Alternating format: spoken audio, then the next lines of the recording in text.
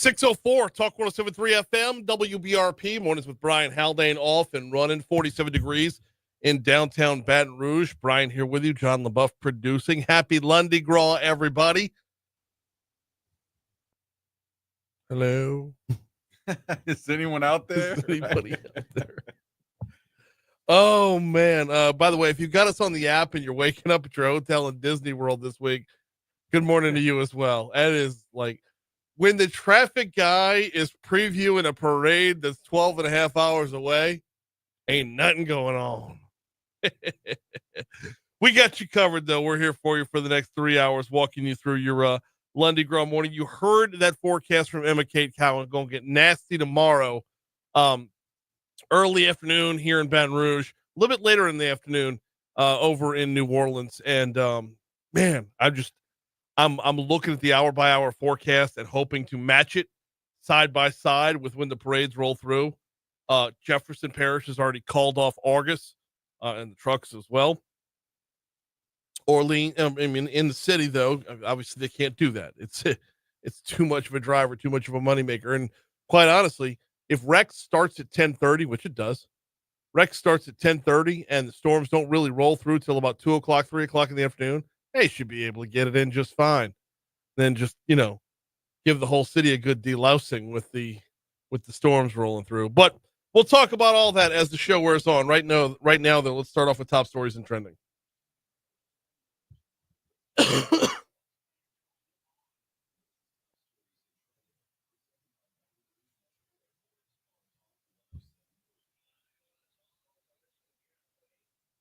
Number 5. Starts us off with tonight. The crew of Shenandoah will roll 6:30 p.m. In Shenandoah. This is, I believe, either the second or third year for the crew to make their way through the Shenandoah area. They do have I believe they have a website if you wanted to check out the route. I know the Haldanes will be out there tonight to be sure to take in the very young parade. Number 4. Louisiana Board of Ethics will allow statewide elected officials and more high-ranking government employees to keep their home addresses off of forms that are posted online. So state law requires home addresses for 33 state elected officials and high-ranking appointees to be included in paperwork that's posted on the Ethics Board's public website. But board members determined earlier this month a state constitutional right to privacy overrides that obligation. Number 3. The capital city will host its first professional. Let me start this over again. The capital city will host Louisiana's first professional pickleball tournament, which is expected to bring in about $800,000 worth of revenue for the area. The Professional Pickleball Association's inaugural season of the PPA Tour Challenger Series, powered by Joola, Joola, will be held at the Stacks Pickleball Sports Complex on April 4th through 6th. Number 2. Southern University had a lockdown last night. It was lifted in the 9 o'clock hour after a shooting at Ulysses S. Jones Hall shortly after 6:30 p.m. Victim was taken to a hospital. Don't know their condition. Campus police locked down the university, asked students and faculty to stay inside until an all clear was given at 9:15 p.m. Unclear if the person the campus police sought was found and taken into custody. Number 2. CATS is on strike, y'all. According to the Amalgamated Transit Union, some CATS workers are striking. It started at 3 o'clock this morning. The decision comes as workers said they were growing frustrated with working conditions and wages. CATS has put in contingency plans to keep their buses rolling during the strike. Number 1. That was number 1.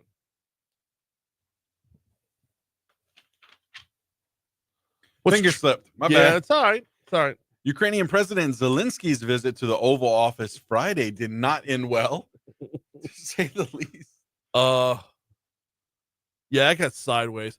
We're going to do this story at 6:25, so I don't want to spoil any takes right here. But that escalated quickly, didn't it? It did. But I will say this. We need a little bit of escalation. We need a little bit of aggravation. Yes. We need a little bit of uncomfortable once in a while. All right, we're too mollycoddled as a world right now.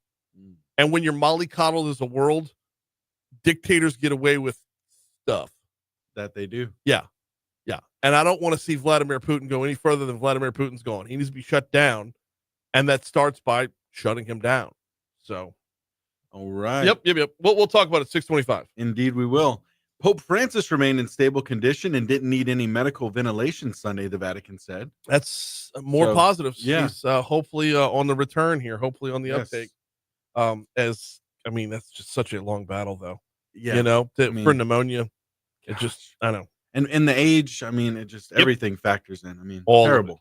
All of But it's good that there's some positive there. Mhm.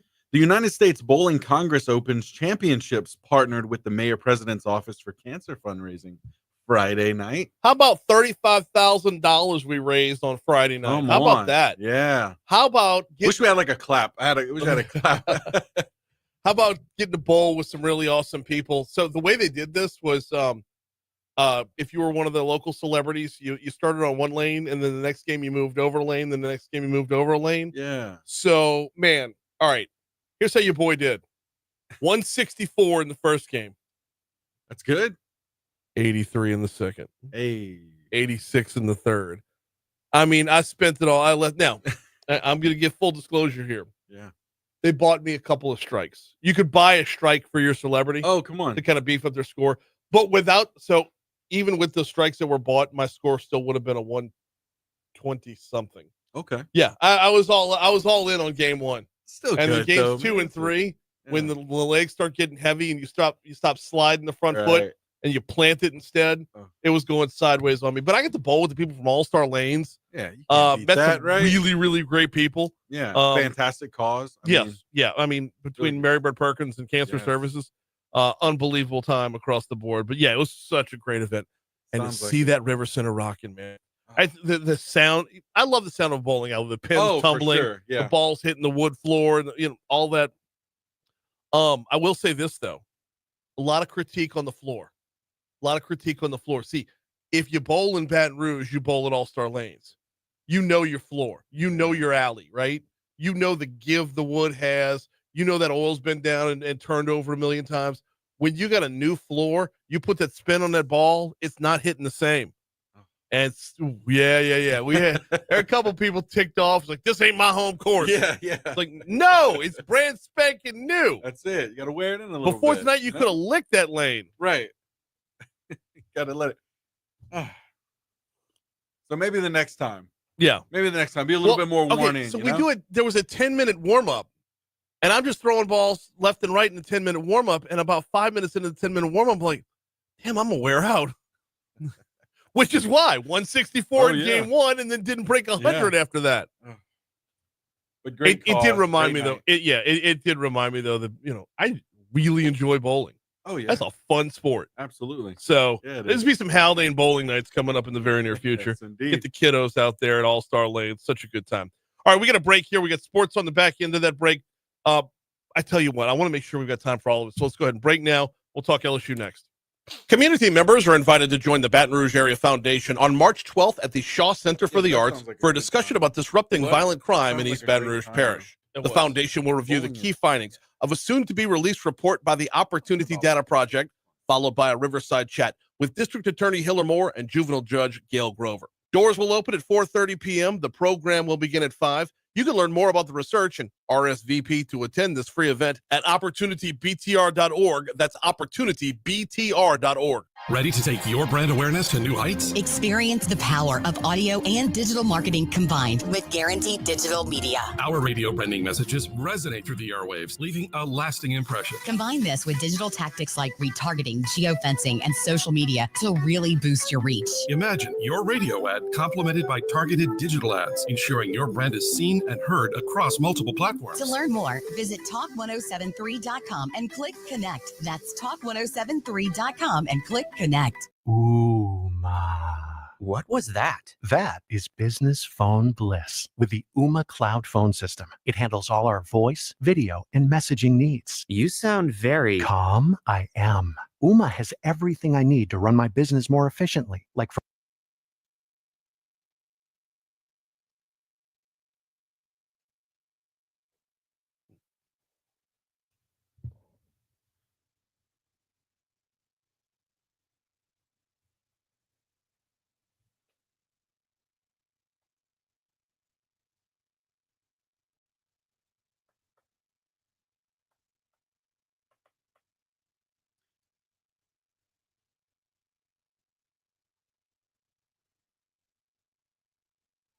Morning, Facebook. Let's see. Commercials. Yeah, sorry about that. They caught that first commercial. That happens. Yeah.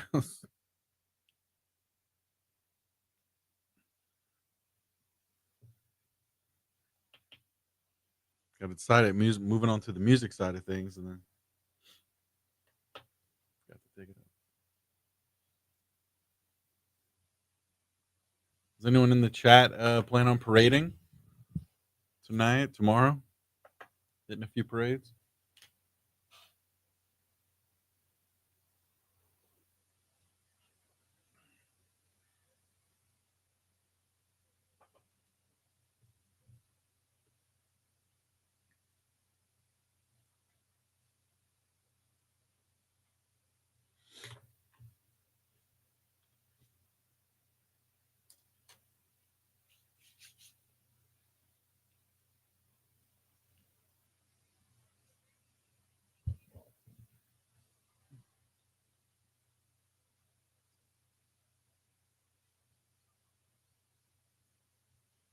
Who?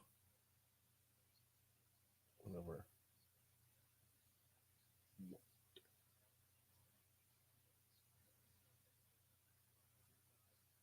I don't know this person.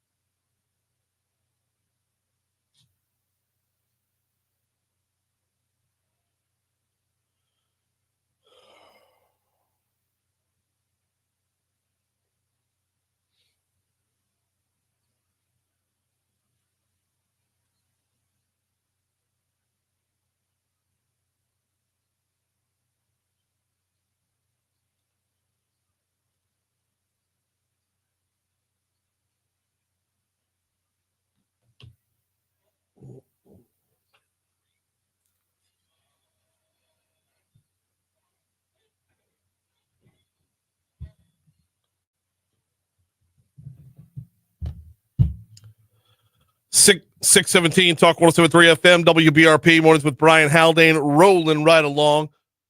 Happy Lundi Gras, everybody. We are up to sports time right now, and I want to see if I can squeeze everything into this segment, not have it spill over like it normally does on a Monday, because I do want to talk about President Zelensky's visit with President Trump. Let's start off with men's basketball on Saturday. Once again, the LSU Tigers held a halftime lead against the top 25 team, and once again, they had a double-digit loss, this time at number 24, Mississippi State. It was 37-35 at half, 81-69 your final score. Cam Carter led the way for LSU with 23 points. Cam was on fire in the first half, had 4 3-pointers in the first half, and 18 points in the first half.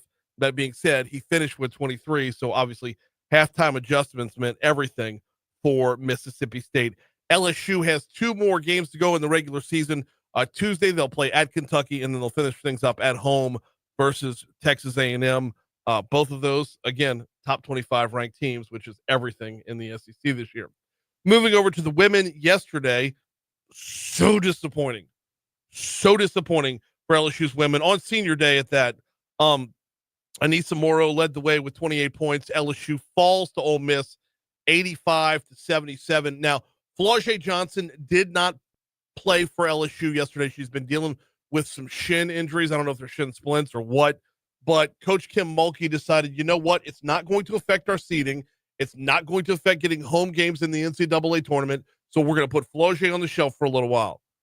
And, well, when you're missing Flau'jae Johnson and you lose by 8, that's exactly what happens. So frustrating to watch it play out, but I get it long term.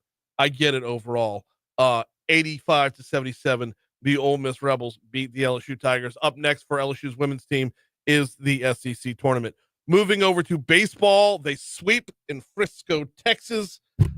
Friday, 8-5 win in 10 innings over Kansas State. Saturday, 11-6 win over Nebraska. And then Sunday, a 12-8 win over Sam Houston. The LSU baseball Tigers are now 11-1 on the season. Touching very quickly on LSU softball, which will be coming your way on Talk 107.3 FM very, very soon. They posted up their first L of the season on Thursday, lose 5-6 to Cal State Fullerton. They were at They were out in California, in Fullerton, California for their tournament. And then on Friday, LSU gets a 2-0 win against Utah. Saturday, a 10-0 win in 5 innings against Notre Dame. Sunday, a 9-1 win in 6 innings against Weber State. LSU softball will play ULM this coming Wednesday. Here comes the Fox Business Report.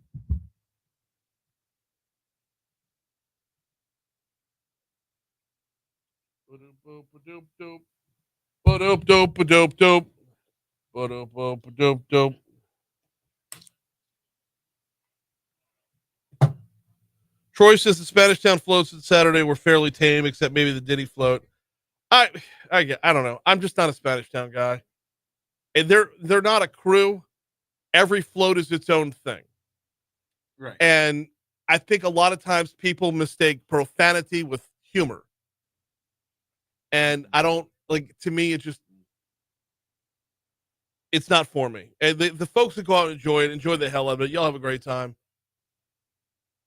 But they don't throw. If you're in the first half of the route, they throw. If you're in the second half of the route, they're all drunk and falling over each other, and nobody has any throws left. So I'm just watching a giant cock drive by with a bunch of people puking on each other. Awesome.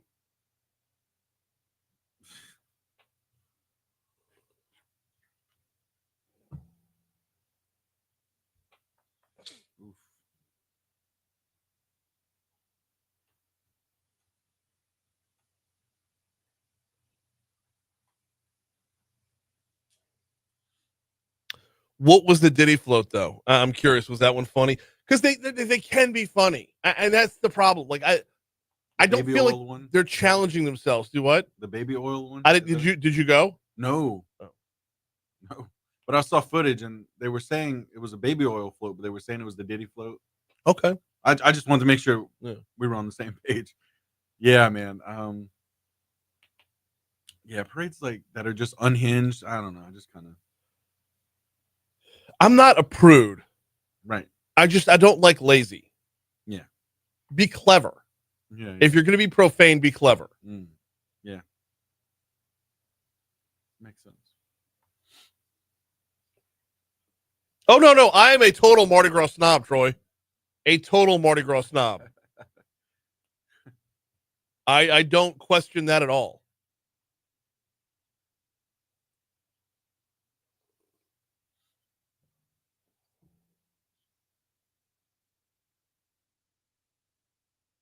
I don't know where Sonny's at this morning. Sonny's a big Spanish Town guy.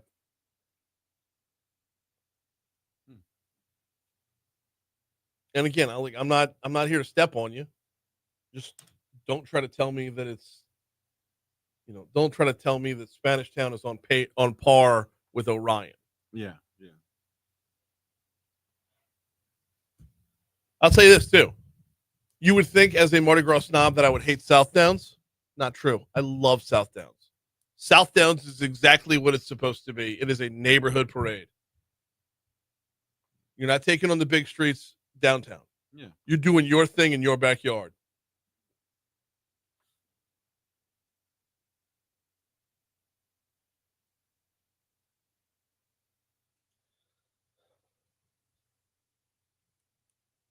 So I want to go see Shenandoah tonight. I haven't been out there yet.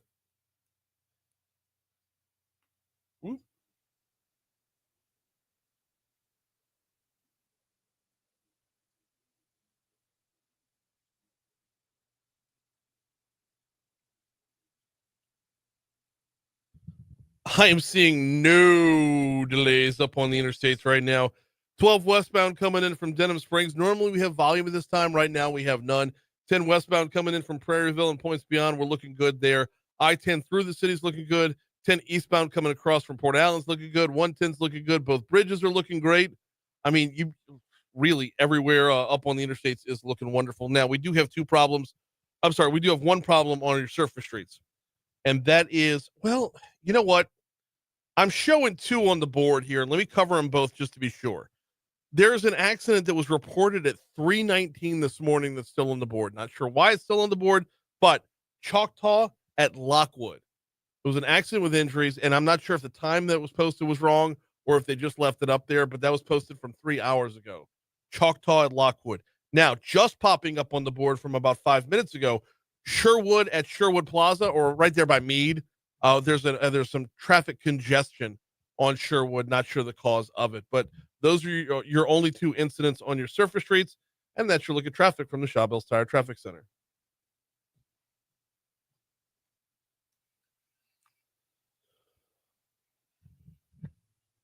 Green room is smoking and the band is falling down. Let the baby out the window and let the sun burn down. All because it's carnival time. Oh, it's carnival time.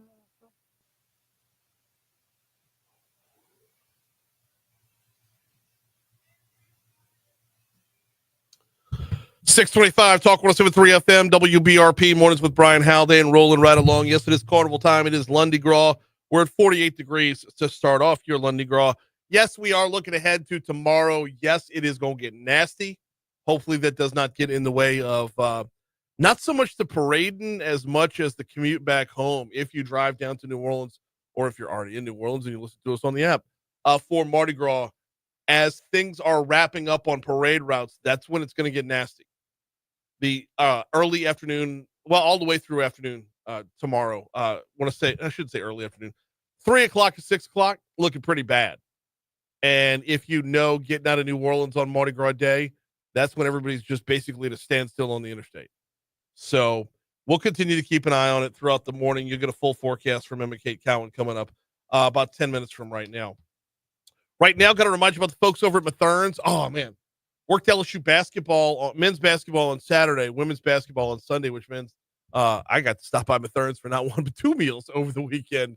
And stopped on in, grabbed myself a Red Bull, grabbed myself an Evermore water, and yesterday grabbed myself a pulled pork sandwich. And I got to tell you, underrated. I was not expecting a good, I was like, because they got the little display out there with the hot food in it. It's like, oh, okay, is this thing going to be even good? Yes. Very flavorful, wonderful pulled pork sandwich coming in from Mathern's. What did I get on Saturday? Oh, the wing bar was out on Saturday, so I'm going lemon pepper all day long. And Mathern's is there for so much more than just a quick meal. They're a full-service grocery store. So whether you need a couple of items on your way back home or whether you want to knock out the full grocery list, Mathern's has got you covered downtown on 3rd Street in the Nicholson Gateway Shopping Center, and coming home, back to Kenilworth. It's Mathern's. Oh, and if you download the app, you can earn cash towards more groceries every time you shop. All right, let's rewind the clock back to Friday. Get this in. Get this the obligatory Zelensky in the Oval Office segment.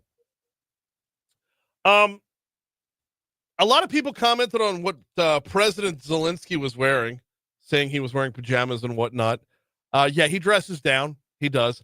I could not care. I could not care what Zelensky's wearing in the Oval Office. Not unless I'm ready to put Elon Musk on check for having a t-shirt under a sport coat.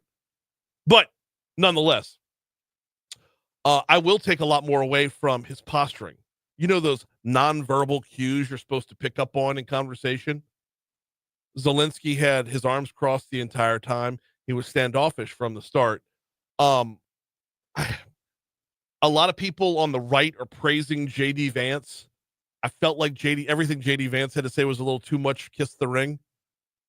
But, and I'm saying all this assuming that you've at least seen that 4 minutes worth of interaction where things kind of went sideways and you were looking for Andy Cohen to be the host. Things really went sideways when Zelensky said LSU was going to fit LSU. The United States. Jeez, Brian. The United States is going to feel the problem. Cut one. During the war, everybody has problems. Even you, but you have nice ocean and don't feel now, but you will feel it in the future. God bless. You don't know that. God bless. God bless. You will not have a war. Don't tell us what we're going to feel. We're trying to solve a problem. That's where Donald Trump turned. He was relatively quiet up until then, and relatively agreeable up until then. But as soon as Zelensky said, "You're going to feel the problem," I think Donald Trump felt that as a threat. He took that as a direct threat. What do you mean you can tell me? You tell me what I'm going to feel and how I'm going to feel it. What's going to cause me to feel it there, Podna? Like, that's where he got real standoffish. And Donald Trump continued basically calling Zelensky out for his actions up until now. I don't think you'd be a tough guy without the United States. And your people are very brave. But you're either going to make a deal or we're out. And if we're out, you'll fight it out. I don't think it's going to be pretty, but you'll fight it out. But you don't have the cards. But once we sign that deal, you're in a much better position. But you're not acting at all thankful. The thankful part of it, we're not going to have time to get into the rest of it. The thankful part of it, I'm not sure I'm leaning on that so much because this is so much bigger than Volodymyr Zelensky. This is so much bigger than Ukraine because we can't lose sight of the fact that there's another really bad dictator on the other side. Like both players in this dance, both partners in this dance are not doing too well. We got to stop Putin as well. Here's news.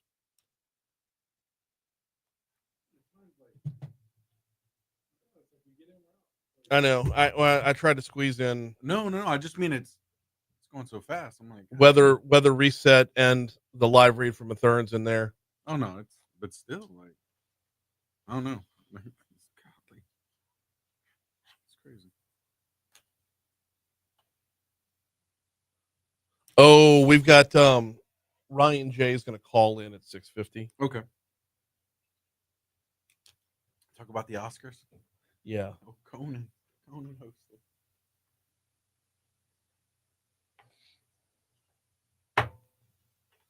I need to go grab my notes for that. I'll be right back. They're on the printer upstairs.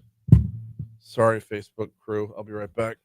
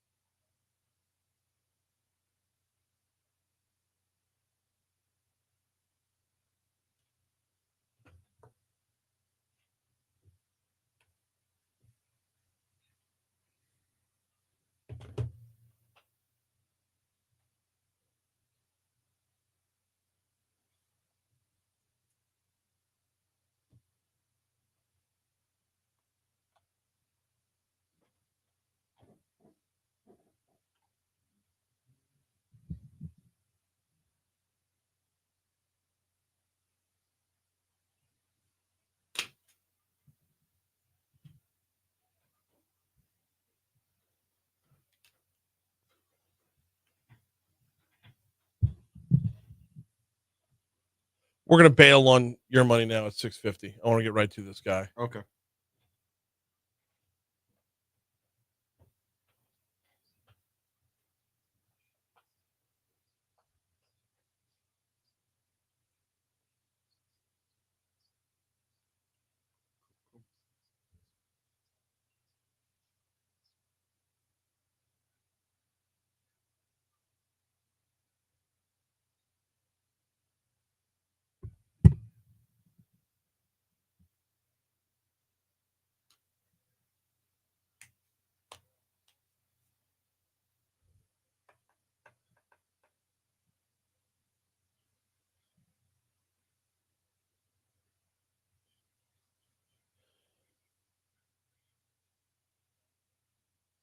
Spanish Town was a freak show on the streets. That was the one that stood out. ST was a freak show on the streets. Assume that's Spanish Town. Byron says, I'm in NOLA. Somebody go water my plants. No problem, Byron. We'll take care of that mid-afternoon tomorrow when the storm rolls through. Bottom line, Zelensky doesn't want to bargain the rare metals with the U.S., so he blew up the meeting. Yeah, and now he's going to sign the agreement about the metals or about the minerals. And by the way, you're not going to get that from U.S. press. I got it from the BBC, Le Monde, and Al Jazeera, all posting stories yesterday saying he's ready to sign a deal, or the deal that they agreed to in principle 5 days ago is good to go now.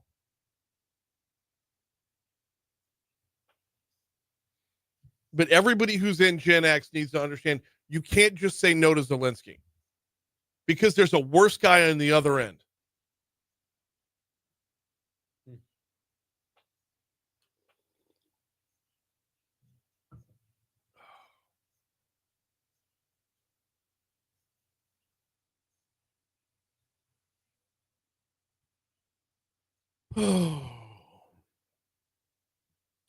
David says, did y'all get the power fix? Sounds like I can get you without static, without a lot of static. I don't think so. Nobody reported back to us that the power was fixed, but I was listening on Friday morning on my way down to New Orleans, and it sounded great through like past Donaldsonville. Oh, sweet. So, but I texted my chief engineer. I was like, "Are we back to full power?" He's like, "TSG, so the company that we got working on this never said anything." And I'm like, "All right, well." We're going to pick up the other two Ukraine cuts here. Okay. Sounds good. It'll give me a chance to pivot. And by the way, I don't even know if Christy's listening this morning. Good morning, Christy. Welcome in, boo. Hope you're listening.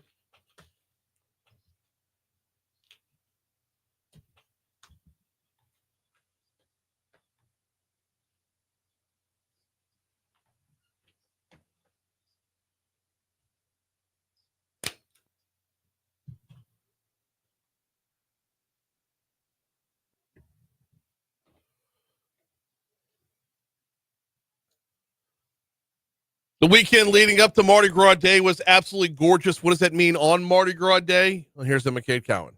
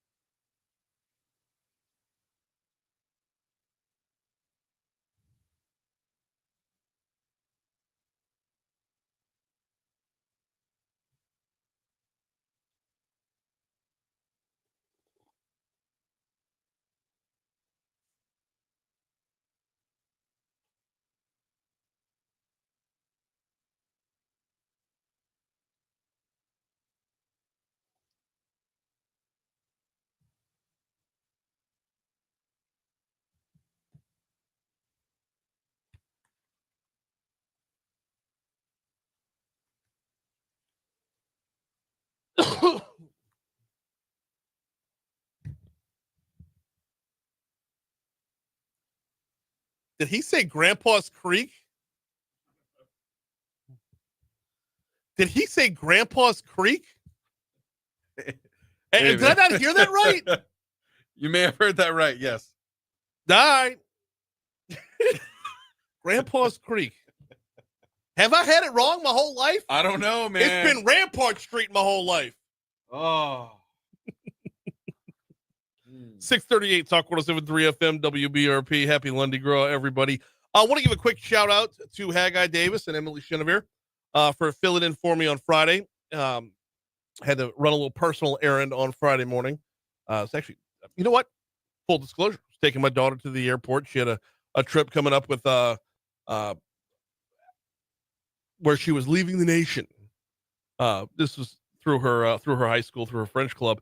And we had to go down to New Orleans to drop her off at the airport. And man, I tell you, every time I go to the New Orleans airport, it reminds me how much I love the Baton Rouge airport. Last year, she had a trip that was in New Mexico, and she flew back and landed at BTR. And it was just so convenient. It was so convenient to go pick her up at the airport and be back home in like 15 minutes. This, I had to get like subs to do the show to go drop her off at the airport. And the parking garage, oh my word. It just, well, first of all, I don't like paying for parking just to drop somebody off, but it's my daughter. I got to walk her in. My wife and I, well, actually the whole family, we all went down there, and it was like, everything is convoluted and huge. The only good thing they got going right now is that roundabout. Hey, now would be a good time for me to tell you about the folks at the Baton Rouge Metro Airport. If you're making your plans for this summertime for your family's vacation, flybtr.com has got you covered. Flybtr.com. And don't forget, got to tell you about it every single day because it's worth repeating until it's part of our, until it's like shooting free throws in basketball. You just got to do it till it's like breathing. We have a direct flight to Washington, D.C. Goes to Reagan National in the morning, comes home in the evening. You can take care of your business in our nation's capital within the same day. Within the same day. Fly out in the morning, 7:15-ish is when it leaves. Come back in the evening. It is that simple. Flybtr.com is the website. Flybtr2dc.com if you want to take the pledge about flying to our nation's capital. It's available for you every single day. All right, let's get back into the Ukraine meeting because we ran out of time right there. I want to go back to cut 2 again, because after Zelensky said we'll feel the problem, which really felt like a veiled threat, and he's sitting there with his arms crossed. And if you take any communications classes where you learn about nonverbal cues, he was not in there to walk out of there ready to sign a deal. He was in there for, I don't know what he was expecting, but what he got was not what he was expecting. And when it wasn't going his way, hearing Donald Trump call him like, play cut 2 again, please. I don't think you'd be a tough guy without the United States. And your people are very brave. But you're either going to make a deal or we're out. And if we're out, you'll fight it out. I don't think it's going to be pretty, but you'll fight it out. But you don't have the cards. But once we sign that deal, you're in a much better position. But you're not acting at all thankful. Yeah, the thankful part of this, there's a bigger picture that we have to remember, and that is the other player in this game is worse. If you want to look up like corruption of Ukraine and look up Zelensky's past, and if you want a detailed accounting of where all of our dollars have gone, I understand all of those arguments. But you cannot forget the fact that the other guy's worse. And anybody who, Gen X and older understands it. Gen X and older lived through the Cold War. We don't want that again. We don't want Russian expansion again. And an inevitable part of this is Russian expansion. So both sides need to be remembered. Back to Donald Trump talking about it's time for peace, which means making a deal, and deals are what he does. My whole life, that's what I do, is make deals. And I'm in the middle of a mess because this is a real mess. It's a very dangerous one. If this doesn't get solved now, it's not going to get solved for a long time. The meeting was uncomfortable, to be sure. It wasn't quite as hot as everybody was making it sound. I don't know why cameras weren't. Well, I know why cameras were in there. Because both sides know that when cameras are in there, they can play to their audience. Which, to me, feels a lot more like the Real Housewives than it does Ronald Reagan walking away from the table in Reykjavik. But this was the slap in the face that Zelensky needed, for sure. So you talk about making deals and moving forward. Here is Marco Rubio on that topic. Cut 4. The last line in the president's Truth Social post is the one to focus in on, and that is, we'll be ready to re-engage when they're ready to make peace, which is clearly what the president's goal is here. He's trying to get Russia to the table to see if there's a way to bring about an end to this conflict. That's his goal. That's his only goal. So you put Ukraine in their place. You look to make a deal with Russia. And if I'm Zelensky, I'm coming back. I'm looking for my way back in the building. I'm looking for my way to settle this whole thing. Well, come to find out, move ahead to Sunday, you got the BBC, Le Monde, and Al Jazeera were the 3 places that I found this. There were numerous other foreign press outlets reporting. Zelensky says the deal that the U.S. and Ukraine agreed to build 5 days ago is now ready to sign. I don't know that that means it gets signed right away. I don't know what Friday's meeting means for that. But for him to say that after Friday, that tells me that a little bit of throwing an elbow might work here. And every once in a while, you do have to throw an elbow. That's quoting Red Auerbach right there. 644 Talk 107.3 FM WBRP. Close the book on that. We'll let the national outlets cover the national stories, or international stories, as the case may be. I just, man, it was so out of the ordinary, so not what we're used to, that there was no way I couldn't at least touch on it. Back home, the application window for the new LA Gator program is open. Opened at 9:00 Saturday morning. This is the state's new program that provides education scholarship accounts for families. You heard a little bit about it news there at the bottom of the hour. Jermaine Gilson, an assistant superintendent of the Office of School Choice, says besides being Louisiana residents, here's what the requirements are for the program. They participated in the Louisiana Scholarship Program during the previous year. They are entering kindergarten. They are enrolled in a Louisiana public school during the previous year.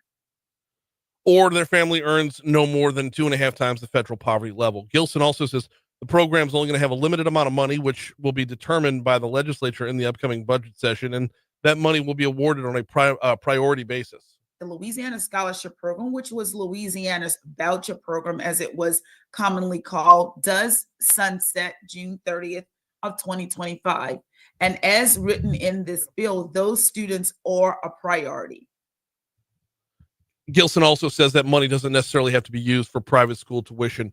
We are coming up on a break here at Talk 107.3 FM WBRP. I want to make sure we're set up right because we've got a guest coming on to talk about last night's Oscars, which, if I'm going to be completely honest, I know nothing about.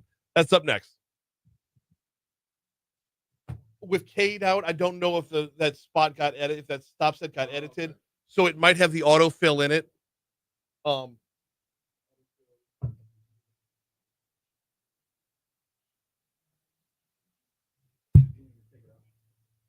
No, but I do want to skip your money now. Yeah.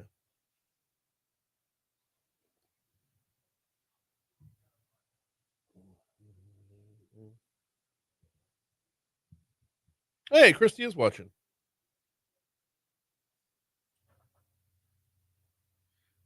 Let's see.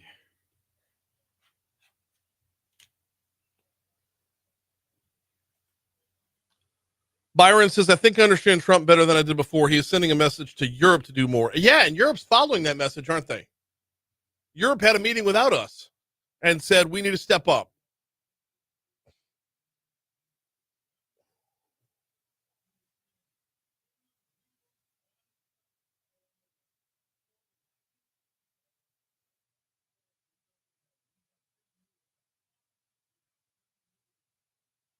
By the way, anybody that wants to change their Facebook status to I stand with Ukraine, they need manpower right now. So if you stand with Ukraine, freaking sign up and grab a gun. Oh, yeah, with Ukraine. No, you don't. You got a pretty blue and yellow Facebook status. Yeah.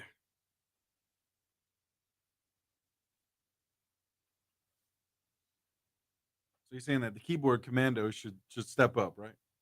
Yeah.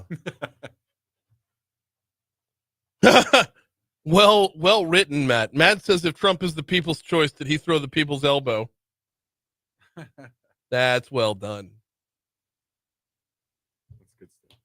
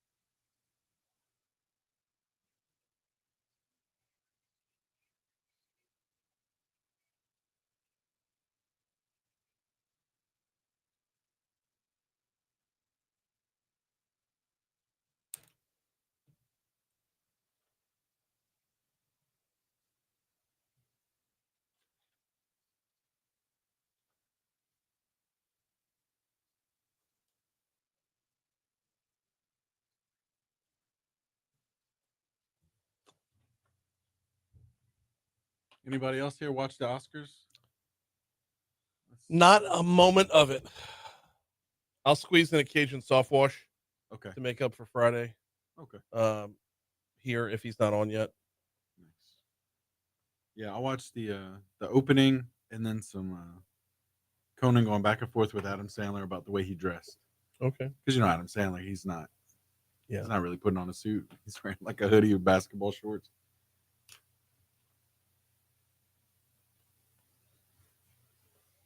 It's good stuff.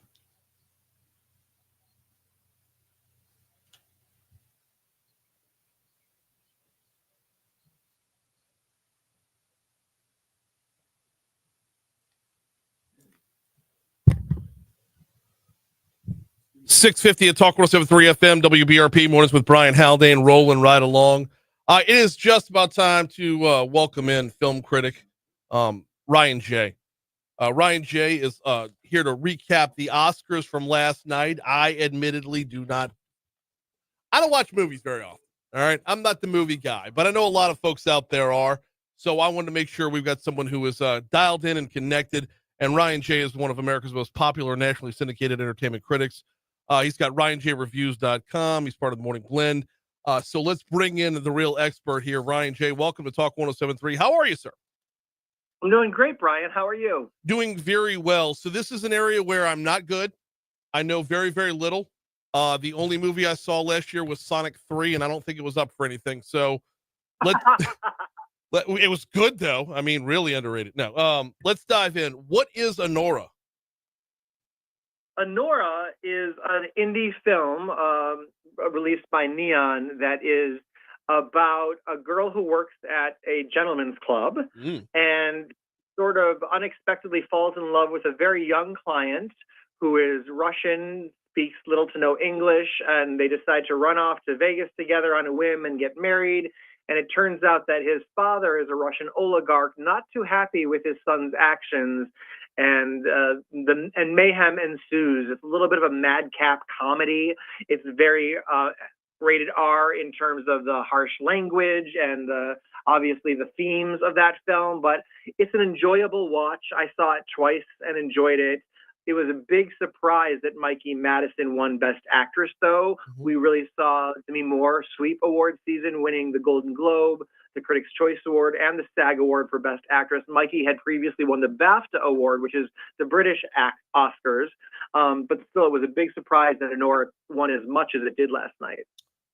We're talking with film critic Ryan J. about last night's Oscars. Was Anora did this come out of left field across the board, or was it expected for a few of the categories?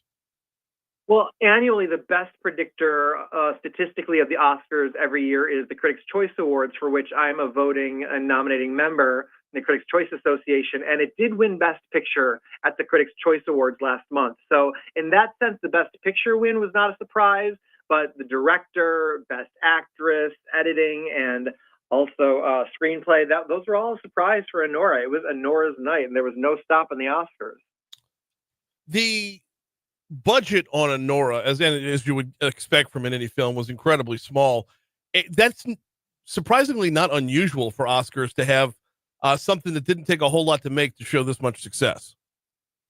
It's true. It was made for about $6 million, and you compare that to Dune's $190 million or Wicked's $150 million.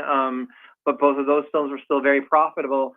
In recent years, we saw a change historically in award season when we see a movie like The Artist, which was, silent and in black and white, win Best Picture and Best Actor. And the voting body that makes up the Oscars tends to go very Hollywood, very darling, very inside, sometimes small. It's not necessarily a celebration of what's popular. We've seen a pushback in trying to raise viewership for the telecast. And when they expanded the Best Picture nomination category to include 10, so we could see movies like Barbie get in there, Wicked get in there. Arguably, Wicked could have won in some bigger categories beyond its 2 wins for production design and costuming, but it's just, it's an interesting way that the Oscars body works. Okay, you're walking me down the path that I actually wanted to go down here. We're talking with film critic Ryan J., and that is the disconnect between the Oscars and the populace. We've seen, the movies that are popular at the theater aren't necessarily the ones taking home the awards and vice versa. Are we on the back end of that to where we're seeing more crossover now? I'm hoping. I mean, in great part, it's due to really great worthy movies like Wicked, and I'm sure Wicked for Good, the second part of the film, which comes out November 21st, that no one is prepared for. It's going to be so amazing. Should get a lot of nominations again next year and possibly make up for the wins it didn't receive this year. But they are consciously trying to put some fan favorites in there. Usually people are familiar with what happens in the animated feature. Although Moana 2 was not nominated this year, we did see Inside Out 2 nominated, another hugely successful at the box office film. Though The Wild Robot was predicted to win, we saw Flow win. But yeah, it's a slow pendulum shift, going from one to the other, because there was a time where Titanic won Best Picture, Right. And that's where I was going with that, is that the most popular one at the theater was the most popular one amongst the award winners as well. We got just a couple minutes left with Ryan J. He talked about last night's Oscars. I want to ask you about another movie that was up for Best Picture. That was Nickel Boys. I asked you about that because you're on in Baton Rouge, Louisiana right now, and that was filmed right here in Louisiana. Are we seeing more and more of an opportunity for movies that are made outside of Hollywood to get their due when it comes to award season? I don't know if that's a conscientious thing when studios look to put their dollar behind for your consideration awards campaigning, but I do know that depending upon what different locales and cities have for tax credits, I think where movies are made really have a lot to do with budgets that films have, and filming in accurate locations to storytelling is obviously favorable. But I think they end up going, that's why we see so many movies made in Georgia and Atlanta. It's because the studios are there and there's major tax credits and incentives for studios and smaller production companies to go to places like that. Some local cities, I think Chicago's building up. I see some smaller cities even in like in the Midwest potentially investing in trying to attract filmmakers. But I don't know that it's coming from the studios, because of course it's always just follow the money and see where they can afford to shoot or what's most important. Yeah, I've always wondered about that, because you have it's like the first time we had a non-Italian Pope. I mean, do you vote for somebody who makes their movie in your backyard, or you vote for those who are given the opportunity to tell a story that they might not have otherwise gotten? We got about a minute and a half left with Ryan J., film critic Ryan J., talking about the Oscars. And this last one, Ryan, I just want to ask you about the overall the presentation, the whole show. I mean, the Oscars itself is its own show. What were your takeaways of the whole night? Well, I loved it. I'm a little biased as a Wizard of Oz historian, seeing the show open with Over the Rainbow, Home from the Wiz, and then that great Defying Gravity moment from Wicked.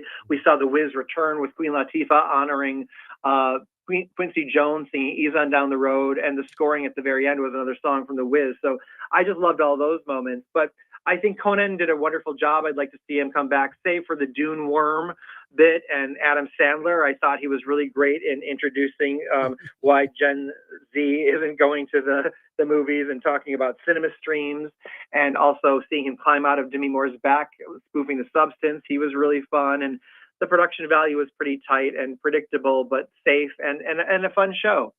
He is Ryan J., film critic Ryan J. We always appreciate time, man. Thanks for hopping on board. Thanks, Brian. Absolutely. We're at 6:58 at Talk 107.3 FM, WBRP. We got news coming up in a little bit over a minute and a half from right now. Gives me enough time to remind you about the folks over at Cajun Softwash. Check them out online, CajunSoftwash.com, CajunSoftwash.com. One of the big things you need to know around this time of year, and maybe not worry about them today or tomorrow, but after those storms roll through tomorrow, get a good look at the outside of your house. Or business owners, get a good look at the outside of your business. Do you have algae, moss, anything growing on the outside of your business? Well, that can actually damage your walls and damage your roof, which is why Cajun Softwash is here for you. The chemicals that they use are safe and effective. I mean, unbelievably effective, and can actually extend the life of your roof. Learn more at CajunSoftwash.com, CajunSoftwash.com. And by the way, it's not just your roof and your walls. They'll knock out the parking lot. They'll knock out the sidewalks. They've got you covered. All right, we got ABC News coming up in just a little bit. After ABC News, we will have our top stories and trending, and then Medical Monday coming your way, and Paul Sawyer with the Amite River Basin Foundation or Basin Commission is going to join us next hour as well. He's got a lot to talk about. So he'll join us in a 7:00 hour. Moon Griffon in the 8:00 hour, Dwight Hudson in the 8:00 hour as well. Right now, quick break for news, traffic, and weather. Hour 2 is next. Hey, Rich. John, how are you, buddy? I'm good. Good to see you, bro. Bro? Good, man. I don't know. How come I got to listen to the radio to find out that you're having some issues? No, you always have medical issues.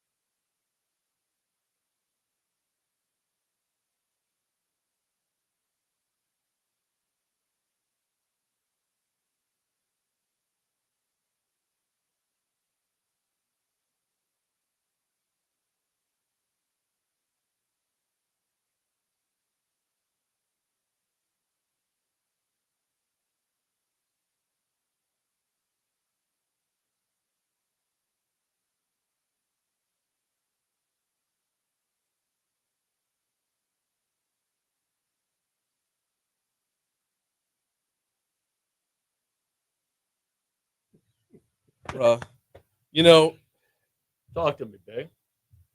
I was born in November. I'm a November baby, which means that February? You think it was a Valentine's night deal? I would like to think it was a Valentine's night sort of deal because I was born November 9th, but I was Right. supposed to be due on Thanksgiving. Uh-huh. So Is this a long story? That's, no. No, I'm sorry. good. 3 whole sentences and Oh, you're man. wiped out. I'm my bad. Oh, man. No, but like I was supposed to be born on Thanksgiving, so it had to be later in February, which probably means something happened after Endymion. Later in February. Got to be something in February what Dad said, huh? Like Mardi Gras. Mardi Gras? I mean, you know, you would like to think it was something romantic like Valentine's Day, but you know, they're probably behind somebody's house off of St. Charles. I love that. Hell yeah. Get it where you can, right? It's like, Y'all good, babe? You good? I'm golden, man. You off tomorrow? Yeah, we're doing best of tomorrow. Y'all gonna run some Jay Dakota? I ran into him last week. What's he doing? Well, I mean,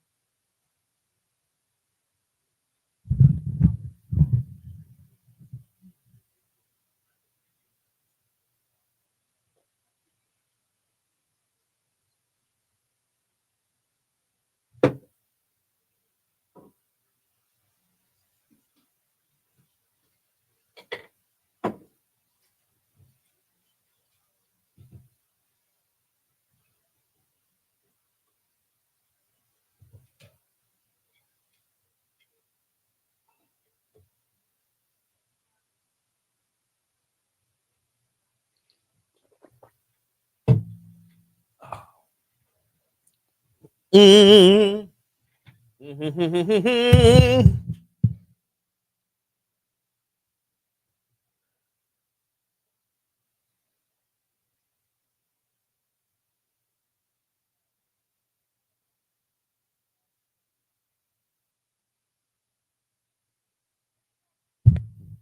I feel like I'm going to lose all my conservative audience for that take on JD Vance. He was just too much kiss the ring.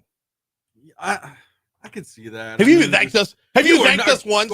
Yeah, you know what I mean? I work and slave all day long, and where's my appreciation? Like, settle down, number 2.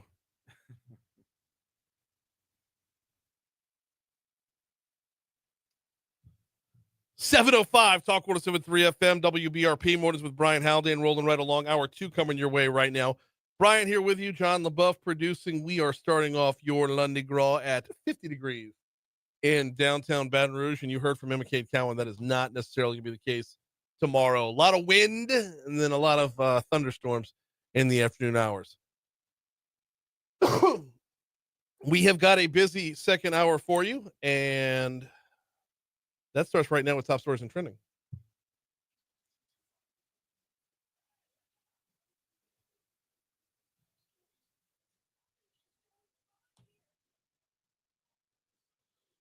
Number 5.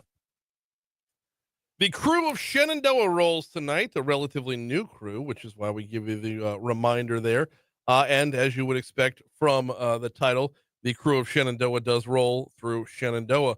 In fact, this is their second run this year. They got started last year. This is only their second time riding. Crewofshenandoah.com if you wanted to check out the route. They roll at 6:30 tonight. Number 4. This is why I throw away papers when I'm done with them, John. There we go. The Louisiana Board of Ethics will allow statewide elected officials and more high-ranking government employees to keep their home addresses off of forms posted online.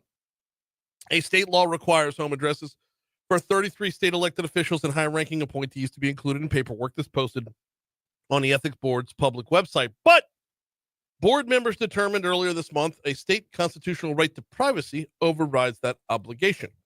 Number 3. The capital city will host Louisiana's first professional pickleball tournament, which is expected to bring in around $800,000 worth of revenue for the area.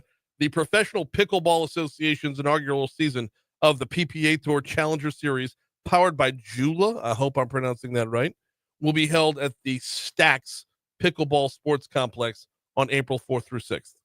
Number 2. Southern University had a lockdown last night. They did lift their lockdown after a shooting at Ulysses S. Jones Hall shortly after 6:30 p.m. Victim was taken to the hospital. 6:30 was when the lockdown was put in. Campus police locked it down, asked students and faculty to stay inside until the all clear was given at about 9:15 p.m. Unclear if the person that campus police sought was found and taken into custody. Number 1. CATS bus drivers are on strike as of this morning, according to the Amalgamated Transit Union. The decision comes as workers said they were growing frustrated with working conditions and wages. I believe talks broke down on Thursday. CATS has put in contingency plans to keep the buses rolling during the strike.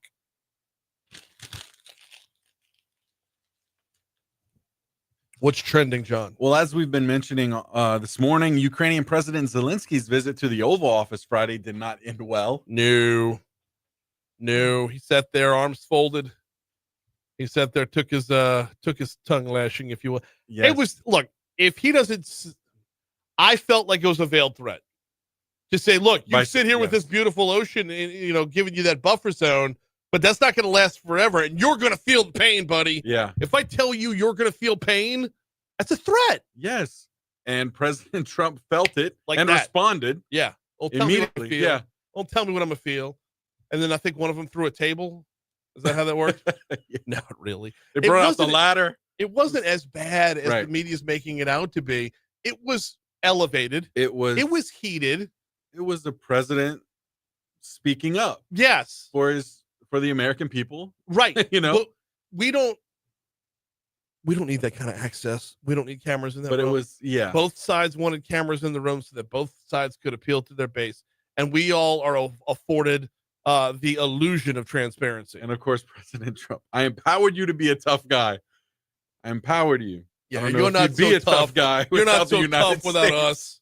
Yeah. Settle down. Wow.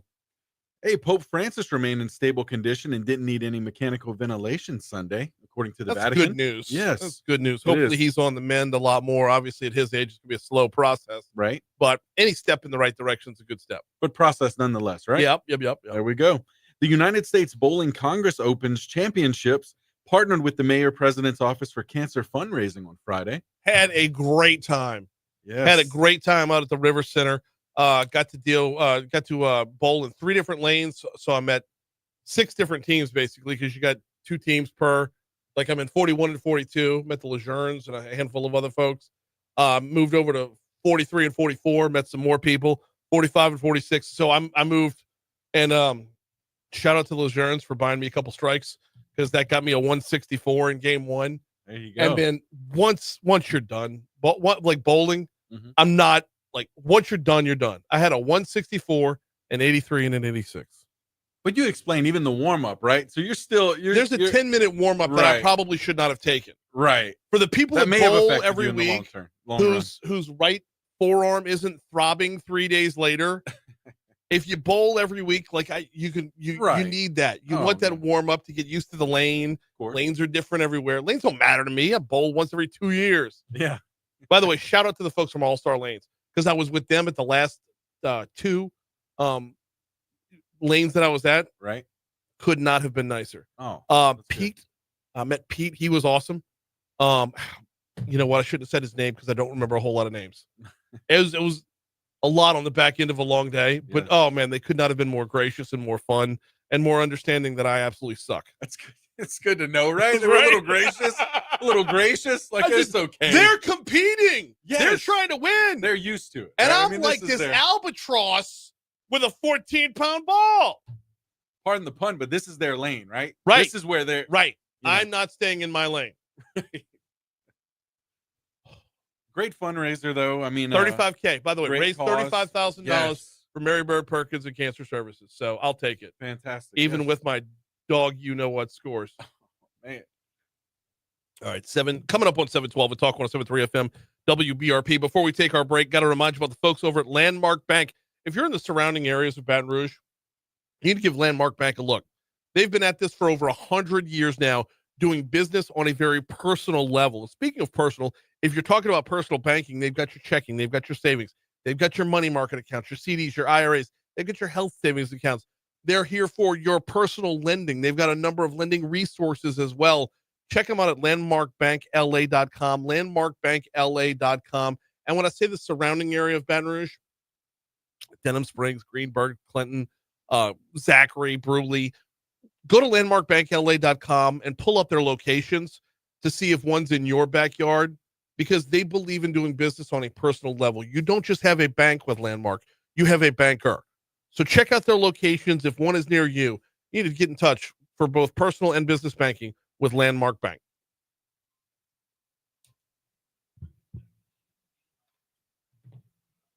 You got Medical Monday ready to roll? Okay.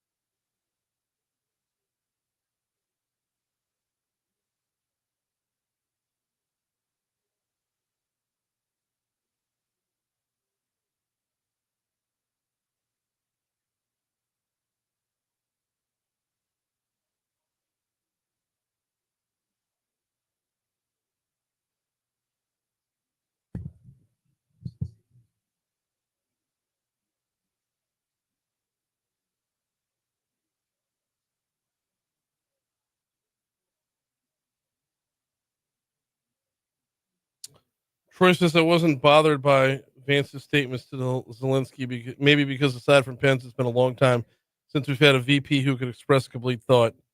I get that. Boy, do I get that. I just, I don't know. There's a level of, I don't know the words that I'm looking for here, but there's a level of being above it that I'd expect. All right, we got Medical Monday, so we got to bail out. See you on hear the interview.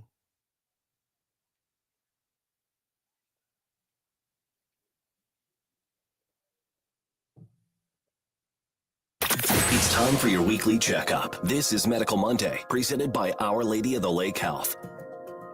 It is, in fact, Medical Monday, and we're talking colon cancer this week. We're talking about the Go Hero, and we're talking about Dr. Asif Talukder.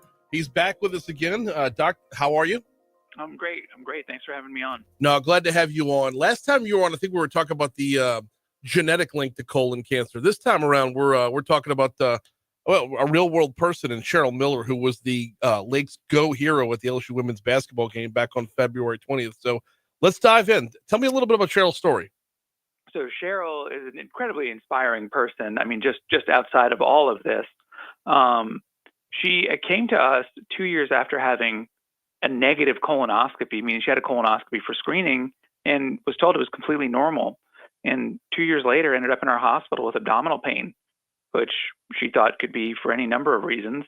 But we got a CAT scan, which showed that she actually had a mass in her colon that was blocking her or causing an obstruction. Additionally, Cheryl has something called polycystic kidney disease and polycystic liver disease.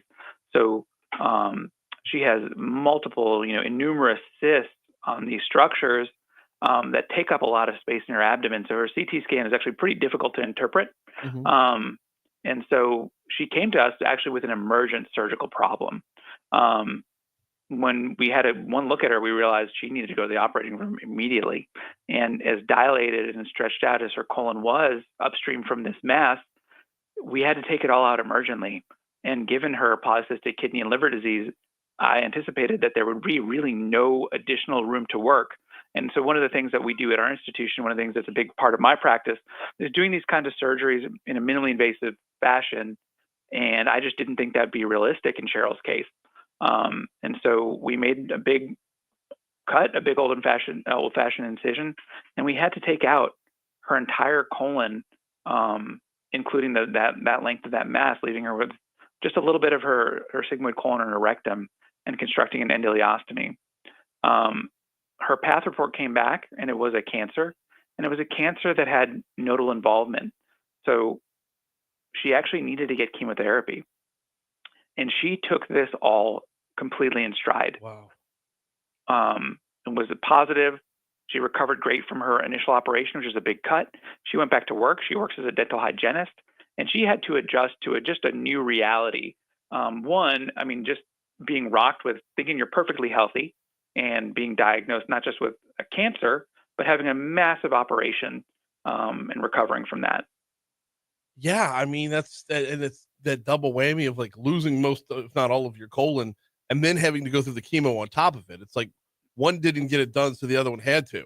Right, exactly. Wow. Exactly. But she took it all standing up. I mean, you couldn't imagine a brighter person, who just took this all in stride and realized that whatever it was, that she was going to be able to beat it. And then that mindset, that mentality carried her through all that. And I should say Cheryl is actually really an inspiring person, because her husband actually had a stroke. I can't remember exactly when, but she was the one who discovered him in their swimming pool, unable to move. And her husband's a police officer, a big guy. Cheryl's probably not taller than 5'2". And Cheryl lugged him out of their pool, packed him up in their car, and drove him to our stroke center, and actually nursed him through his recovery from that. When he's completely recovered, he's back to work.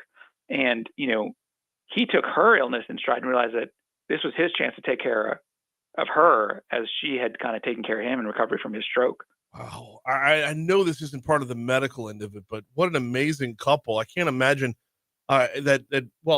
you would have to imagine that that level of support and love for each other is the difference maker here. I mean, you did your job, Doc, but they did theirs as well. Oh, no question about it. I mean, my part is only just a small part of this journey. You know, I see them, you know, for their operation. I see them a couple of times post-operatively, but the day in, day out reality of all this. Yeah. I mean, that is all of them.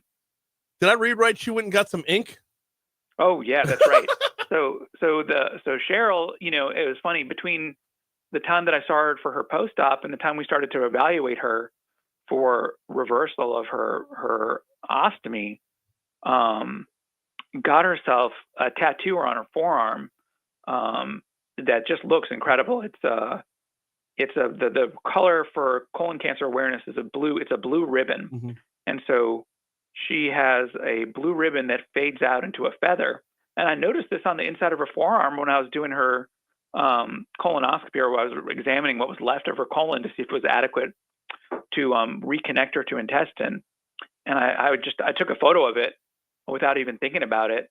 You know, she was knocked out by the time I realized it. And so I had to actually go back and ask her for her permission because I was just so inspired by how it looked that I thought, man, I would really like all of my cancer. You know, cancer is kind of the cornerstone of how I see my practice in this specialty. Yeah. And I thought it would be so nice to share this with my other cancer patients. And so I actually worked with a graphic designer. We used that photograph with Cheryl's permission, of course, to create, you know, a pin that I can share with my patients as they kind of start this journey. And she seemed like the perfect person, you know, to bring that kind of energy into my practice. We are talking colon cancer and badass tattoos with Dr. Asif Talukder from Our Lady of the Lake. Doc, let's talk a little bit about the rest of your team here, because I mean, as you were the colorectal surgeon who operated, but this is one of those where teamwork makes the dream work.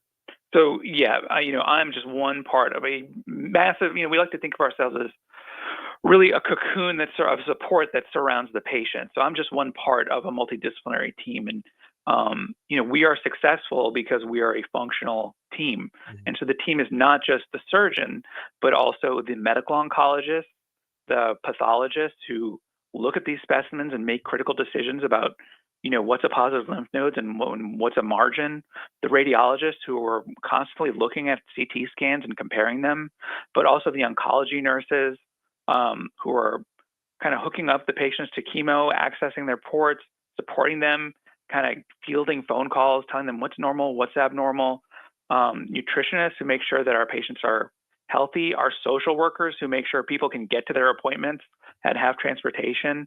Then we also have genetic counselors who kind of look at the patient, look at their family history and figure out, you know, what are the implications for their children and their siblings. We also have pain management specialists and palliative care specialists as well, who all support the patient through all of this. So, you know, our team collaborates to provide really comprehensive care, not just from the diagnosis, but all the way through treatment and survivorship. Wow, unbelievable stuff. This was obviously not your run-of-the-mill surgery, but as a colorectal surgeon, what are some of the more common procedures that you encounter?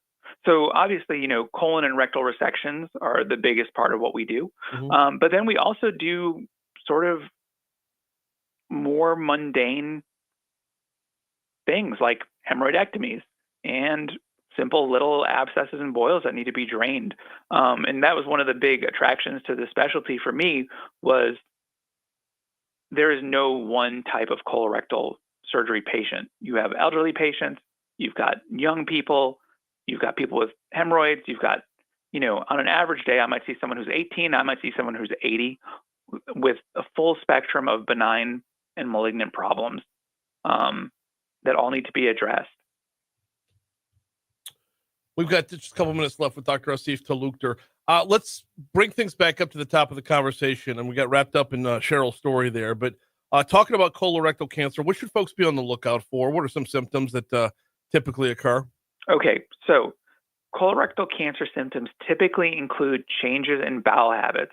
So you might go from having kind of regular stooling habits to noticing that you're always having diarrhea for no reason, or you're always constipated.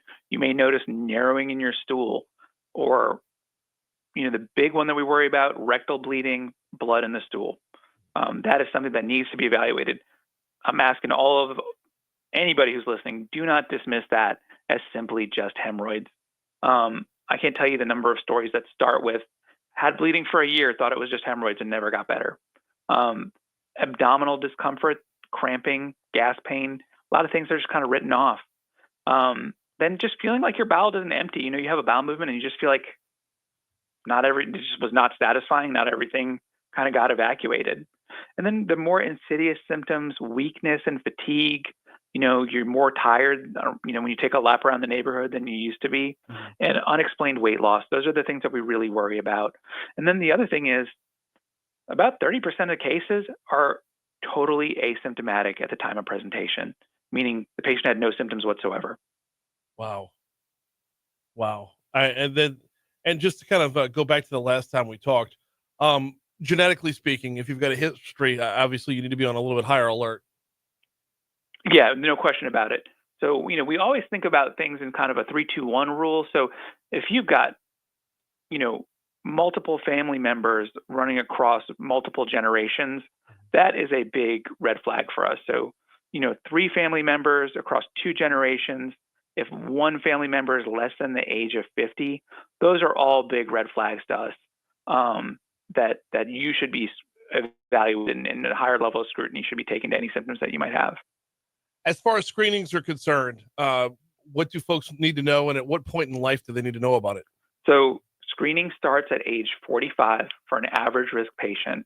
And, our preferred method of screening is always going to be colonoscopy, because colonoscopy is both diagnostic and therapeutic, meaning if we see a polyp, we can remove it right there on the spot. But there are other options for screening because we know colonoscopy is not realistic for everybody. There is a reality to not being able to take time off from work in order to get the procedure done. So there are stool-based tests that you can do, and there's in-office tests that we can do. The worst kind of screening is nothing. And so we think that an average risk patient should be screened at age 45. What qualifies someone as average risk? Meaning that they have absolutely no risk factors whatsoever. Gotcha. They've got no family history. They've got no symptoms, nothing. They're just, kind of the way that everyone thinks of themselves. Where can folks go if they want to learn more? So the internet, like we go for everything these days. But I would say, you always want to go somewhere where you can kind of keep the receipts. So somewhere that is institutionally backed. So cancer.gov is a great place to go. That's a National Cancer Institute. Then the American Cancer Society, cancer.org. And then for colorectal specifically, the Colorectal Cancer Alliance, which is just colorectalcancer.org. And then obviously our cancer center has its own website, which just launched. And it is fmolhs.org, where we can link right to it. And it'll get you, you might even see a picture of me on there. Yep. And if you look hard enough, you'll find Cheryl's story there as well. So yeah, good stuff. He is Dr. Asif Talukder. We always appreciate the time, sir. Thank you so much. Anytime. Thanks so much for having me. 729 at Talk 107.3 FM, WBRP. We got news coming up in just a minute. Do need to remind you about the folks over at Mathern's. You can check them out online at matherns.com. Matherns.com. If you want to get a look at the catering menus, if you want to get a look at their weekly specials, they've got you there at matherns.com. But I'm going to take this a step further and ask you to download the Mathern's Rewards app. I have it. I use it all the time. I use it at the Nicholson Gateway location over there by campus, right across the street from Tiger Stadium. In fact, working 2 LSU games over the weekend. I stopped by Mathern's for lunch on both days and used my Rewards app. Earn cash towards more groceries. It could not be more user-friendly. They scan the barcode when you go in. It does all the math for you, and then when it's time to redeem, you go ahead and redeem. Check it out. The Mathern's Rewards app. Download it today. Here's news. All right, so that's 2 make goods. I went to drop Carrie off on Friday, and I had people fill in. I had some guest hosts on Friday, so I did not do any of my. I was supposed to record live reads to play back when I'm not here, and I forgot to do that. So I've got to do every live read twice today, which means 12 reads, and there's only 10 opportunities to do them. So I have to figure something out. So when you're doing these live reads, are they being recorded and used again, or you just... No. It's every day I do a new one. Which it is the most effective form of advertising We have. I mean, it's a little bit pricier than just buying spots. That's part of the package. Okay. Yeah. Oh, I need to talk to them. They're not on right now. Yeah. Yeah. But no, it's part of the package. Is between doing a 60-second spot every day, and then you get a package of 30-second spots. I mean, they're putting all these major rivers in the state. Where's the Amy River and the Cumberland? I mean, You know, good talk question. To them about that too. I will. Oh, where they copied and pasted that from?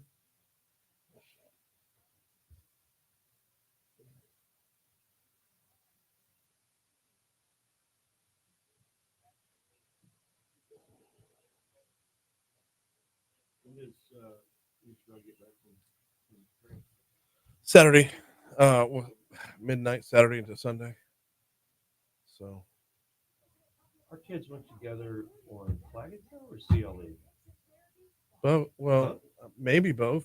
Ours were back to back. Or when my son did. Flagatow was New Mexico. Yeah, Arizona. Arizona. No, wait. New Mexico. Sorry.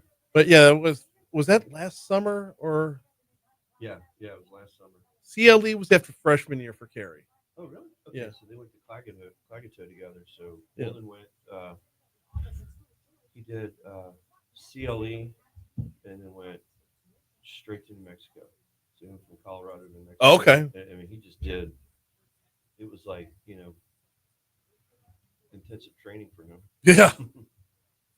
Yeah, that pickup from BTR is unbelievably easy when compared to the pickup from Armstrong. Yeah. Man, no kidding. I mean, see, my daughter did. She didn't do CLE. She did Flagatow, and we flew out of New Orleans. Yeah, we're up at 3 a.m. to drive her down there. This was a few years ago. Yeah. 3 a.m. to drive her down there for 6 a.m. flight or something like that. And oh man, we were worried that we were going to lose that Baton Rouge flight to DC. Subject whiplash, but we were worried we were going to lose that flight. But we're holding on to it. It's performing pretty decently now. I want to say it's at 68 to 70%, depending on the month. Yeah. And I expect that it's going to pick up, and I think it's going to fill up.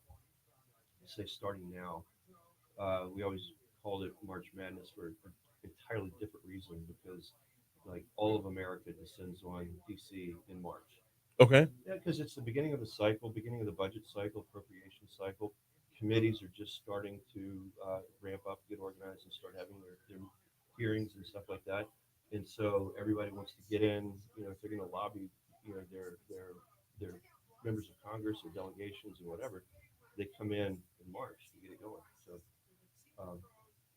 So I would say that between now and the end of summer, until August, it should be pretty stacked. That's good. Yeah, I want to see it. I mean, if we get it above, they said if it's above 70%, it's golden. Nobody's even gonna look at it. But I want more, man. We don't have enough direct flights out of BTR. The airport could really be competitive if we have a couple of those direct flights. Now, I'm sure Mike Edwards has been on here and Brian has been on here to talk about all they're doing. But we were working with them on DC, on Chicago, on Denver. Because aside from Washington, the number one sort of destination, if you will, for Baton Rouge is Chicago, and Denver, and Orlando. But Orlando's seasonal, of course.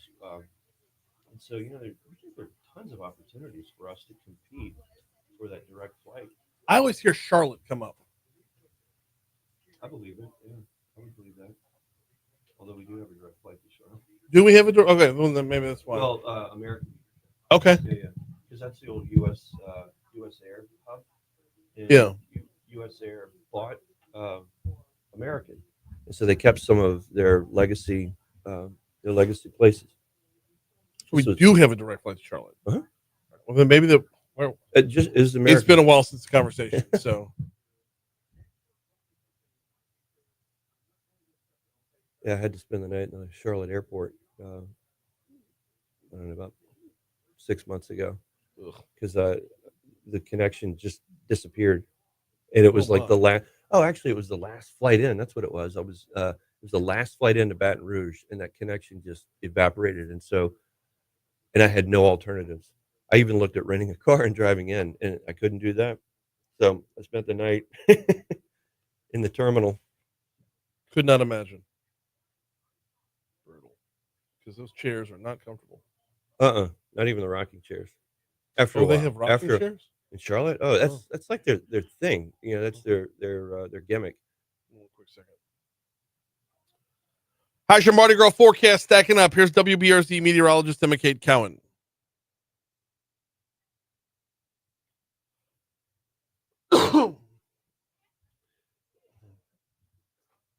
Yeah, there's like Baton Rouge, New Orleans. I know Reagan pretty well, and like none of them have. It's not built for comfort. Yeah, you got to get there so flipping early. Yeah, that's true. And Reagan, the way Reagan, I hate so every year when I go to Washington Mardi Gras, Gordy books my flight, and he loves the Southwest point, so he books me out of New Orleans.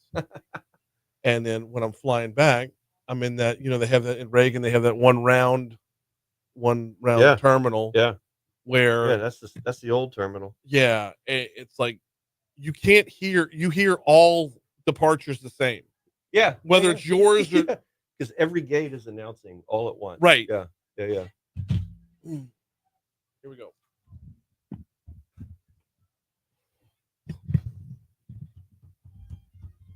That's my walkout music.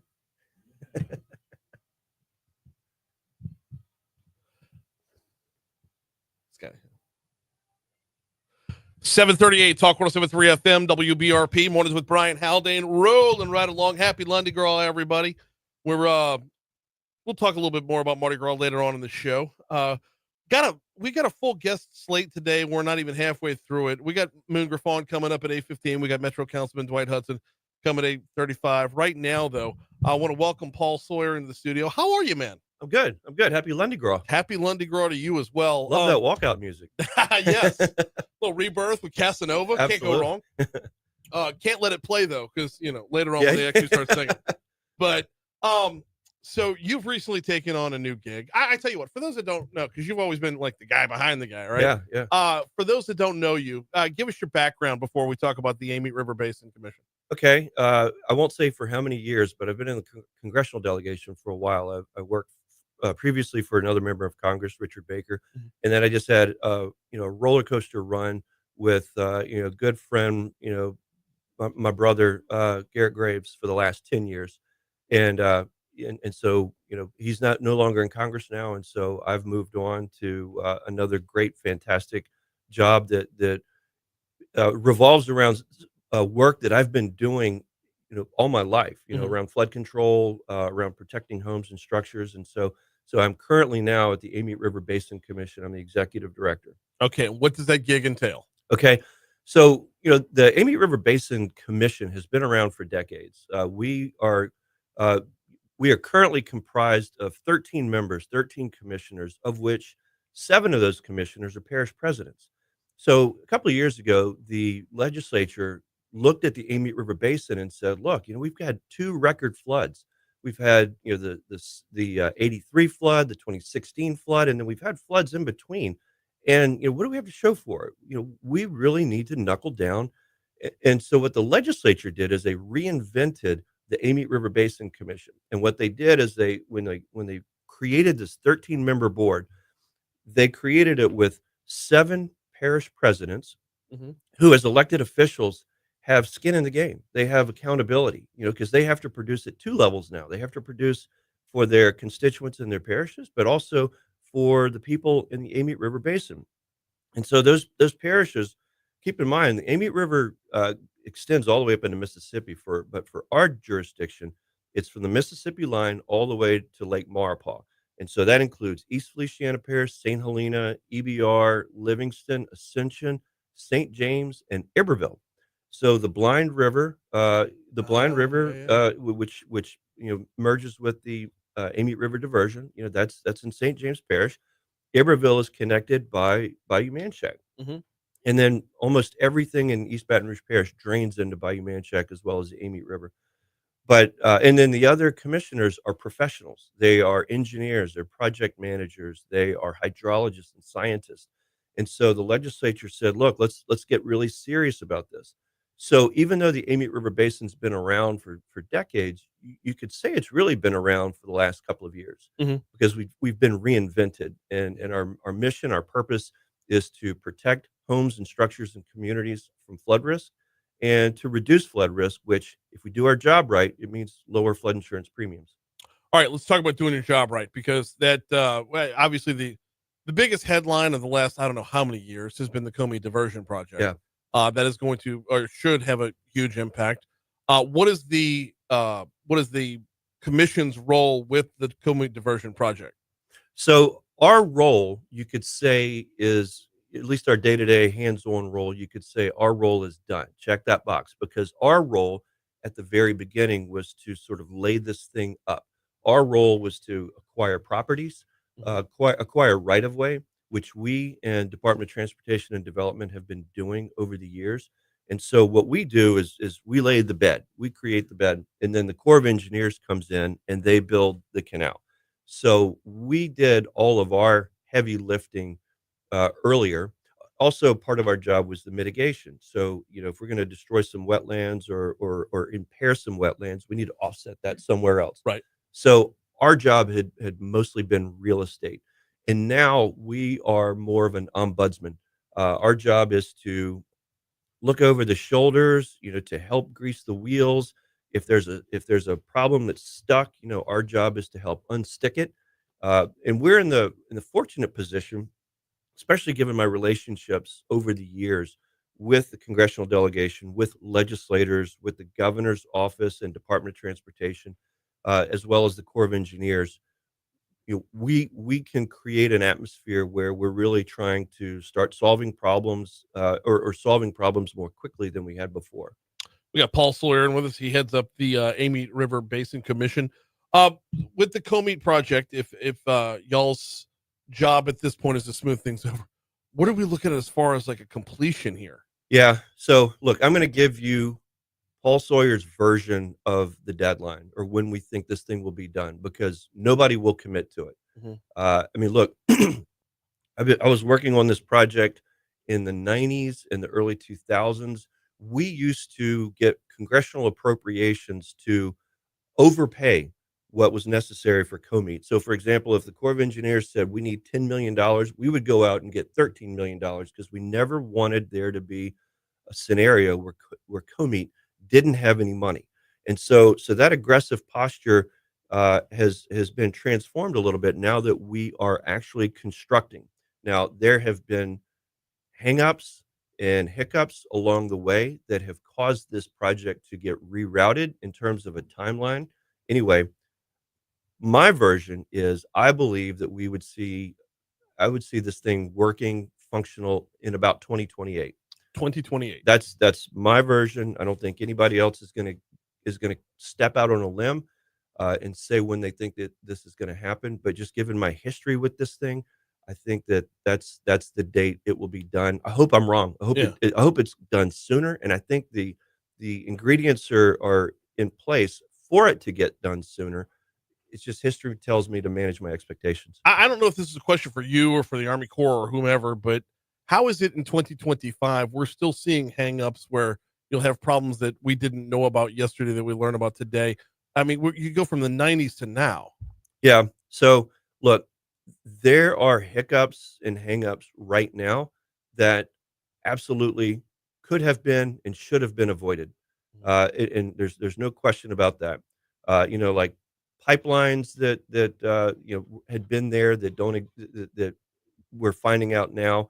Uh, you know, Railroad crossings that the negotiations with the railroads hadn't been as effective as we wanted them to be. There have been all of these numerous hangups. And look, I think the hangups are behind us now. Okay. That's the most important part. That's why I feel like we have a trajectory towards an end, because the hangups like pipelines, like real estate, like railroad crossings, those are now behind us, and we think we've exhausted all of the possible hiccups and hangups along the way. We're talking with Paul Sawyer from the Amite River Basin Commission.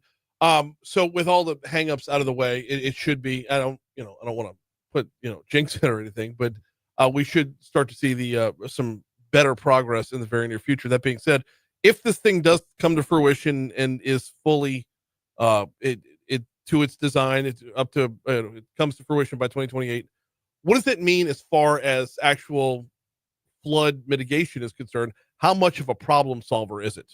So look, it's very important, and the comparison that I make is that the Comite River Diversion Canal in the Amite River Basin, which is effectively the capital region, the Amite River Basin Commission, or excuse me, the Comite River Diversion Canal is as important to flood control in the basin as a Mississippi River bridge is to traffic in the capital region. And what I mean by that, though, is that a bridge, as important as it is not going to solve traffic in the capital region. It's important. It's vital. You can't solve traffic without a bridge in the capital region. And the same thing is true with the Comite Diversion Canal, where you cannot have flood control in the basin without it, effective flood control in the basin without it. It's the largest, and it's probably going to be the largest for the foreseeable future project in the Amite River Basin, and it's going to dramatically reduce flood risk in East Baton Rouge Parish, Livingston, and Ascension, as well as St. James and Iberville and East Feliciana and St. Helena, because it's taking pressure off of the Amite River and redirecting that pressure, that energy, all the way to the Mississippi River. So it's important. It's not a silver bullet. You can't have flood control without it. But you also have to keep in mind the Amite River Basin, just like traffic in Baton Rouge, is a dynamic system. Right. So, you put water over here, it's going to find a way over here. It has to work as a system. And one of the things that we're doing at the Amite River Basin Commission is designing projects and other solutions where we're looking at this as a system. So if we have one fantastic flood control project over here, we need to also make sure that we're putting a project over here, over here, and over here. And so that's what we're trying to do over the next, in our master plan, which we'll reveal in about a month or so.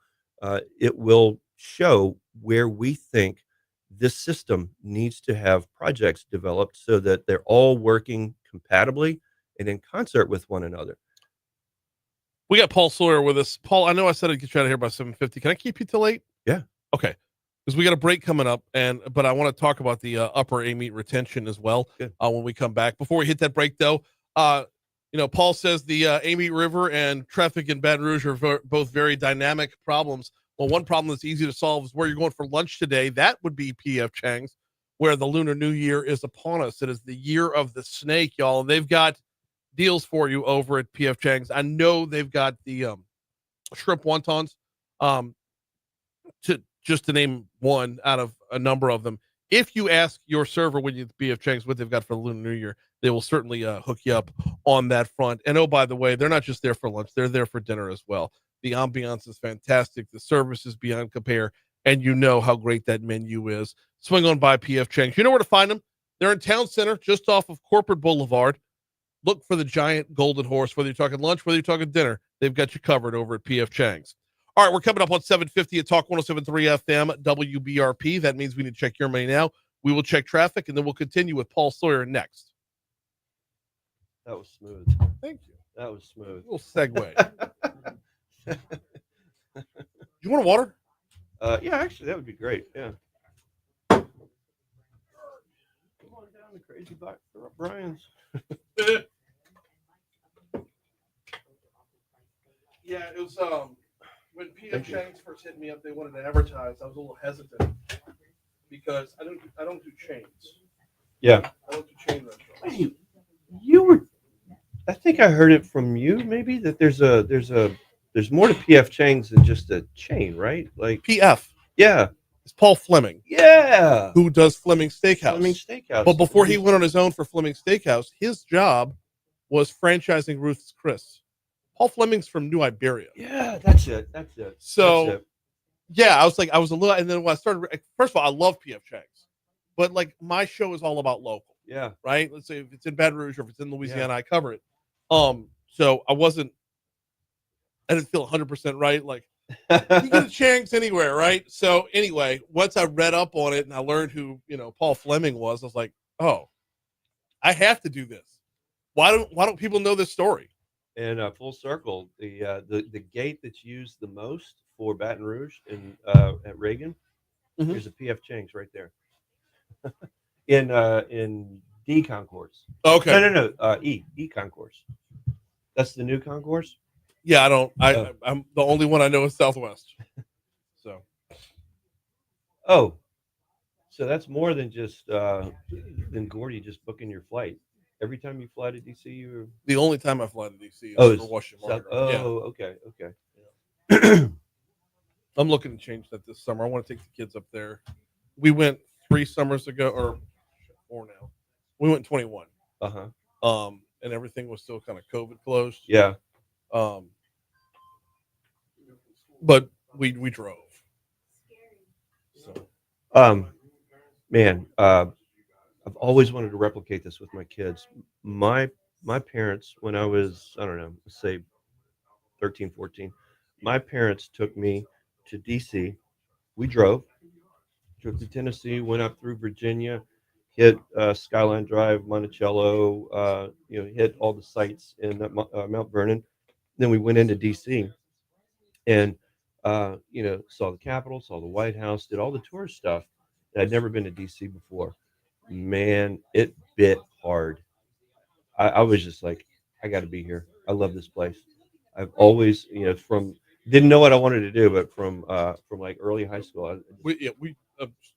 I tell everybody we're always on Facebook. So okay, if your story's going somewhere you don't want, okay.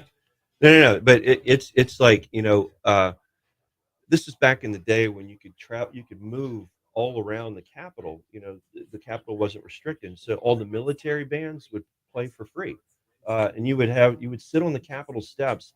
And summertime in DC, look, people complain how hot it is there. It ain't nothing like here. So you can have a nice evening with low humidity. Yeah, yes. but daytime in DC in the summertime is every bit as hot as daytime here. Yeah.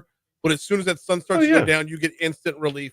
At dusk, it's so you can sit there with the military bands, listen to them for free, and then just walking. I've been doing this for more than 30 years. Mm-hmm. I went to DC in '91. I actually predate the commute diversion canal. And I never get tired of that Capitol building. Never get tired of seeing the Washington Monument, the Lincoln Memorial. I never get tired of it. People can get tired of all the stuff that's taking place inside those buildings, but man, you see that big wedding cake dome on the Capitol. I've never gotten tired of it. Always inspired by it. And the energy around it. And this is why I love doing Washington Mardi Gras every year, is because the energy around it of the people who want to do, the people who want to work together. When you're outside of DC and you're sitting on the sidelines and you're bitching about the game, it's different than being in the game and having to, pull your weight. Yeah. I know there's a lot of waste, fraud, swamp, the whole thing, but the number of people who are just doing amazing things working with other people. Look, every American who has any negative impulse or instinct about federal government is correct. There's always something wrong with the federal government, and it does need to be turned over.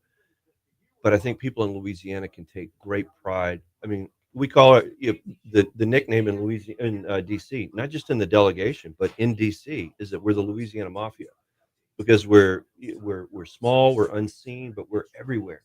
And I mean, just look at what we have right now. I mean, we've got the Speaker of the House, we've got the Majority Leader. We often have chairs of important committees. We have Louisianians placed in very important positions, Republican or Democrat, all over the city. We punch above our weight better than any state in the country. I think we do a fantastic job, and I think people in Louisiana can still be very frustrated with the federal government. And I think the delegation, Garrett Graves, for example, has always been very frustrated with the government. But the people that we have there, and we have 5-star athletes all over the delegation. Yep. Yeah, and it was crazy in Trump's first term. We had cabinet level people like yeah, like Dan Bryant and Admiral Giroir. Yeah, from Napoleonville. Yeah.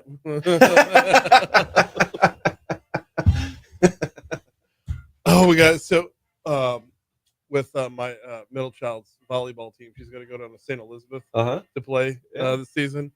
And I said it's in Pankerville, and my wife goes, "No, you mean Napoleonville?" I'm like, don't you start to bringing it home, bringing it home. 7:56, Talk 107.3 FM, WBRP, Mornings with Brian Haldane, rolling right along. Got a couple minutes left with Paul Sawyer. We're talking Amite River Basin Commission. All right, Paul, I want to talk about something that I overheard at the St. George Council meeting last week. And the mission of the Basin Commission is basically flood mitigation. But I heard you talking about a project that could be not just mitigation, but economic development. Talk to me about the Amite River Retention Project. Yeah, absolutely. So let me remind you what I just said a minute ago. We're developing a master plan, and our master plan is going to, it's going to be our playbook for the next, at least 5 years. But every master plan, every project is going to take longer than 5 years, and we're looking at retention and flood risk reduction and flood projects all over the basin. Remember, it's a system. And one of these projects that our master plan is pointing to is upper Amite retention. What does that mean? So first of all, again, I'll say that the Amite Basin is a system, and 20 years ago, 30 years ago, there was a rough plan that was outlined that said, look, if we're going to succeed in the basin, here's what we need to do. We need to keep water from coming into the basin, so keep it up north. And then whatever comes out, then redirect it to the Mississippi. And then also, let's slow the Amite River down. Right now it doesn't have the same curves that it used to have. And so if you introduce these curves, it slows the river down. It allows the river to hold floodwater. And at the same time, you have other projects going on, like right now that's underway, a $255 million Corps of Engineers project that doesn't really get much attention, that cleans out what I call cleans out the plumbing of Baton Rouge. It's got a nickname, Five Bayous. And so it cleans out the plumbing of Baton Rouge. And then also another project that would help facilitate water, get water out of Bayou Manchac. And so if you think of all of these projects working together, if you're holding the water and redirecting it at the top of the basin, it allows the rest of the basin to have, what I call an orderly withdrawal. And so the upper Amite retention, what that does is our master plan envisions having a reservoir at the top of the basin. And what we've asked our team to look at is recognizing that government is not always the most efficient in terms of project delivery. And we can talk about any project under the sun, and it's not very good at project delivery. So what we've asked them to do is look at this not as a public works project, look at it as an economic development project. So if we have a reservoir, let's don't look at it as a flood control project. Let's look at it as a development, an opportunity to build out, to create economic development. And meanwhile, the flood control benefits are off the charts. And this allows the private sector to really take a front seat. He is Paul Sawyer with the Amite River Basin Commission. Fantastically setting the table to get him on a month from now when we can learn more about the master plan. Paul, we always appreciate the time. Thank you, guys. Hour 3 is coming up next.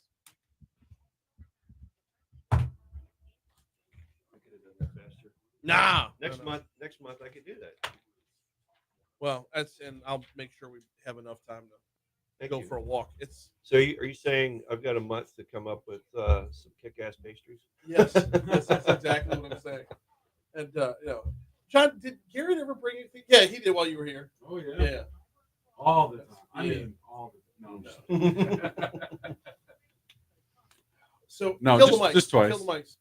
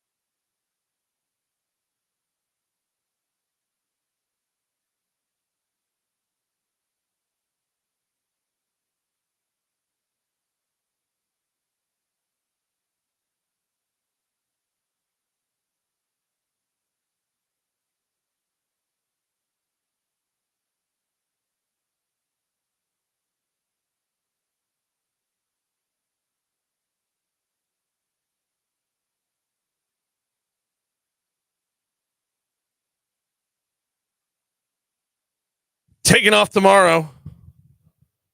Hoping the weather holds up, John. Hoping. That's all we can do, Brian. That's all we can do. Happy man. Lundi Gras, everybody. 806 Talk 107.3 FM WBRP. We're at 50 degrees in downtown Baton Rouge. Looking at tomorrow's forecast, you heard it from Emma Kate Cowan right there. I'm not feeling super hyped right now. I mean, Rex rolls at 10:30. August has been canceled, which okay, that's fine. But Rex rolls at 10:30. Gotta hit the beginning of the route because by 3 p.m. I mean, it's looking like all you know what's going to break loose with the weather. So we're keeping a close eye on it. Going to be like a minute by minute tracking of this. Oh, by the way, thanks again to hour 3 of Mornings with Brian Haldane coming your way right now. Brian here with you, John LaBeouf producing. Thanks again to Paul Sawyer for sticking around for a bonus segment right there. That was just phenomenal stuff from Paul. He is off and running, doing some great things with the Amite River Basin Commission. And yeah, I'm already looking forward to a month from now when the master plan is out. Paul's gonna be coming back, and you heard him, John. He's on the record now. You heard him. Yes, he is on the former chief of staff for Congressman Graves. So when he comes back in, he will have breakfast. Amen. He knows it. He's prepared. By the way, how great is it that we had a congressman for 10 years who, when he was in town, when he was not, not handling the 6th congressional district's business up in Washington D.C., when he was in town, he'd bring us breakfast. That he like made. really, really good. Yeah, like really good breakfast. Fantastic. Spoiled. Fantastic congressman up on the Hill. Did remarkable work for us. Got weapon GPO done on his way out. And yet still, it's like, oh, look, here's blueberries and yogurt. Yeah. So good. All right, we got Moon Griffon coming in our next segment. He does not make us breakfast. We got Metro Councilman Dwight Hudson after that. We got a lot to talk about with Dwight. But before we get to any of it, we've got this day in history.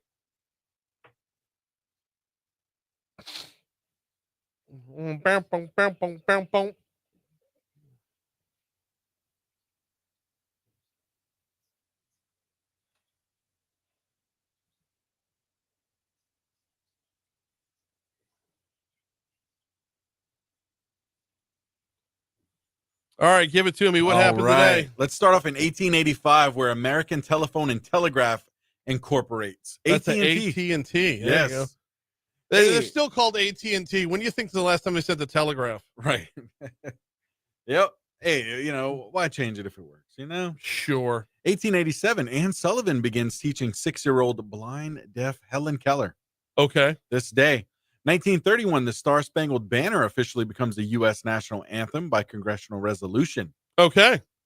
That happened today. Yeah. Let's see. Look at this. 1934, John Dillinger breaks out of jail using a wooden pistol.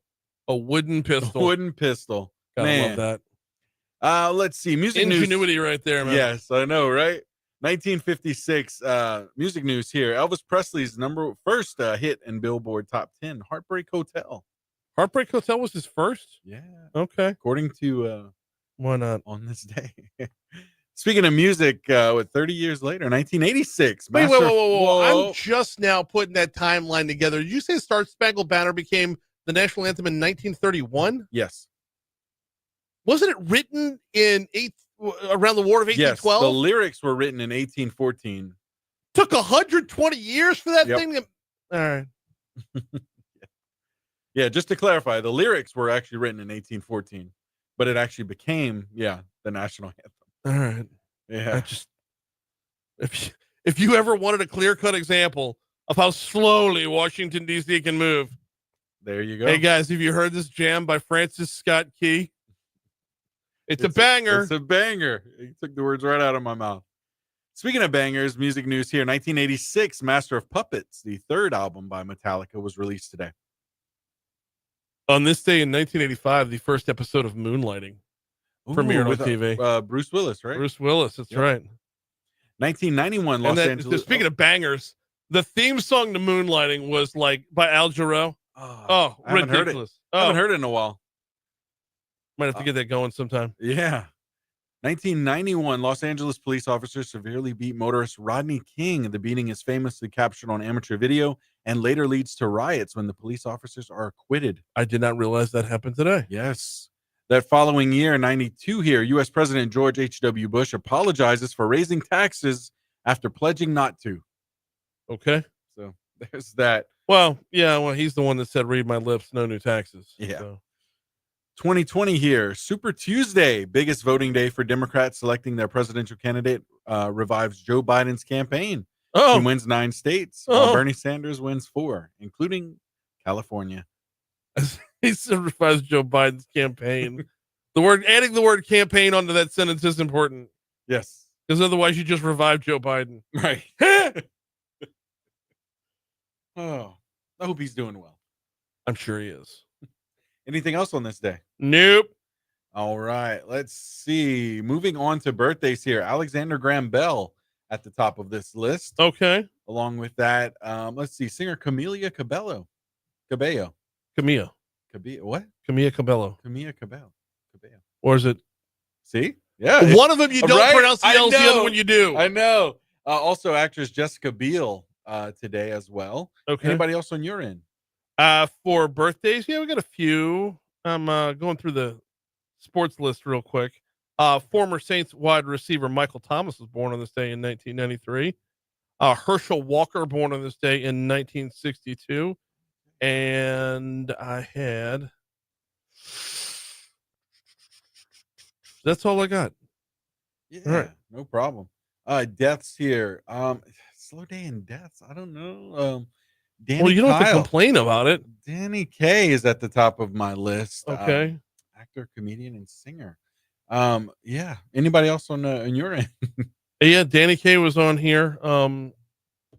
As far as the deaths were concerned, and Lou Costello. That's.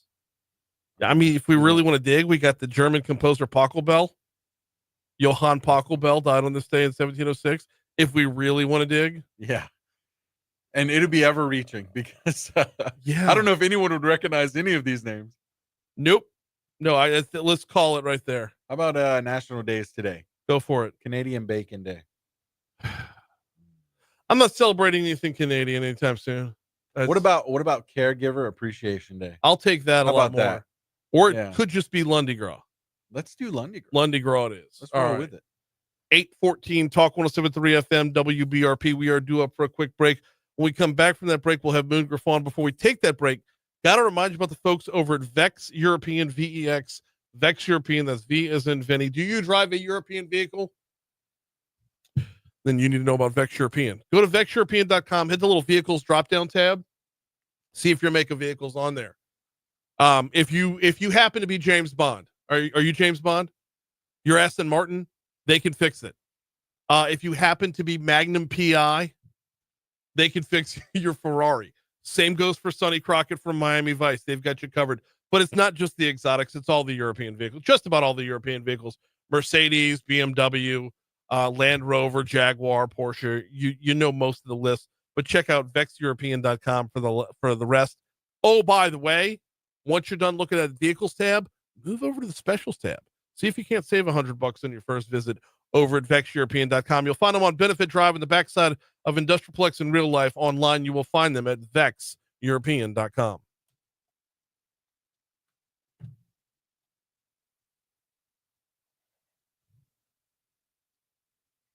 Oh, I don't know if he likes that commercial or not when I say if you're James Bond.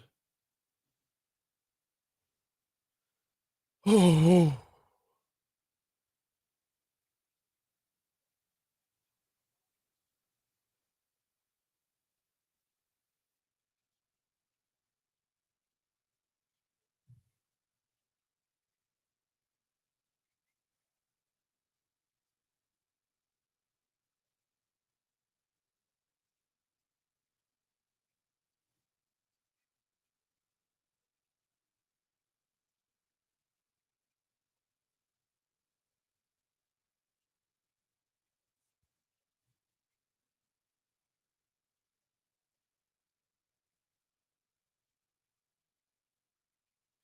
Debbie says, just got in the car and know the transmitter's not fixed. I'm sorry, Debbie. It's out of my hands. They said by the end of last week. That's what I was told. So I delivered that news, and I feel awful for delivering that news because it's out of my hands. So I can't, like, it's a promise I can't keep.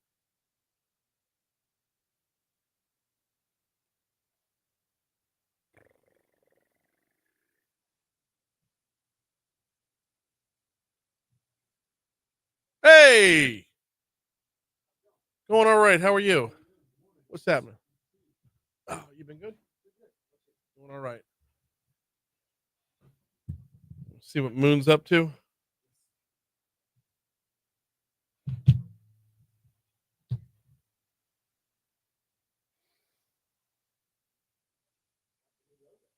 Thank you. Yeah, they found somebody that does the graphic design or whatever, and they're like, we need a logo, and what do you want it to be? And I'm like, well, I don't want it to vary too far from the Talk logo with the Talk bubble, but we talk about what's going on in the state capitol. So the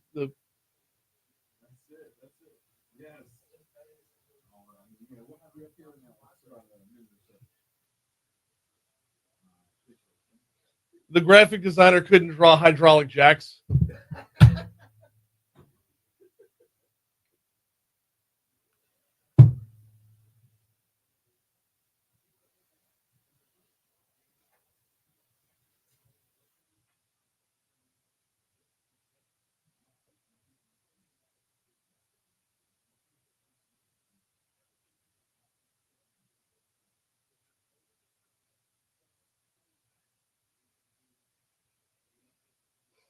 Did you go to Crew of Shenandoah last year? Where did you go?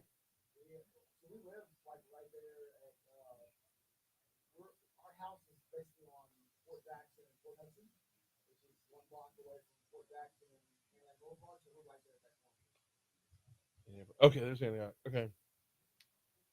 We're looking at going out tonight because I haven't been to a parade yet this year.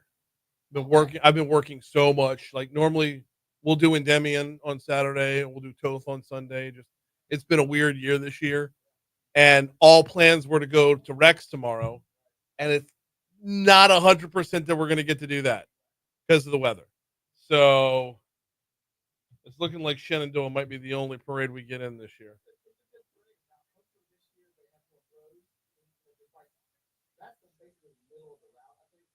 They were out of throws by the time they got to us. And what side? So Antioch and Fort Jackson, kind of by the school. Okay, by Shenandoah Elementary. Yeah. All right. Yeah, I was at Shenandoah Elementary was where I was looking because they have a big star for parking right there.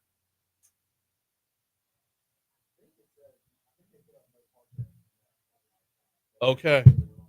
Well, I also because I know where that is because of. Yeah. Yeah.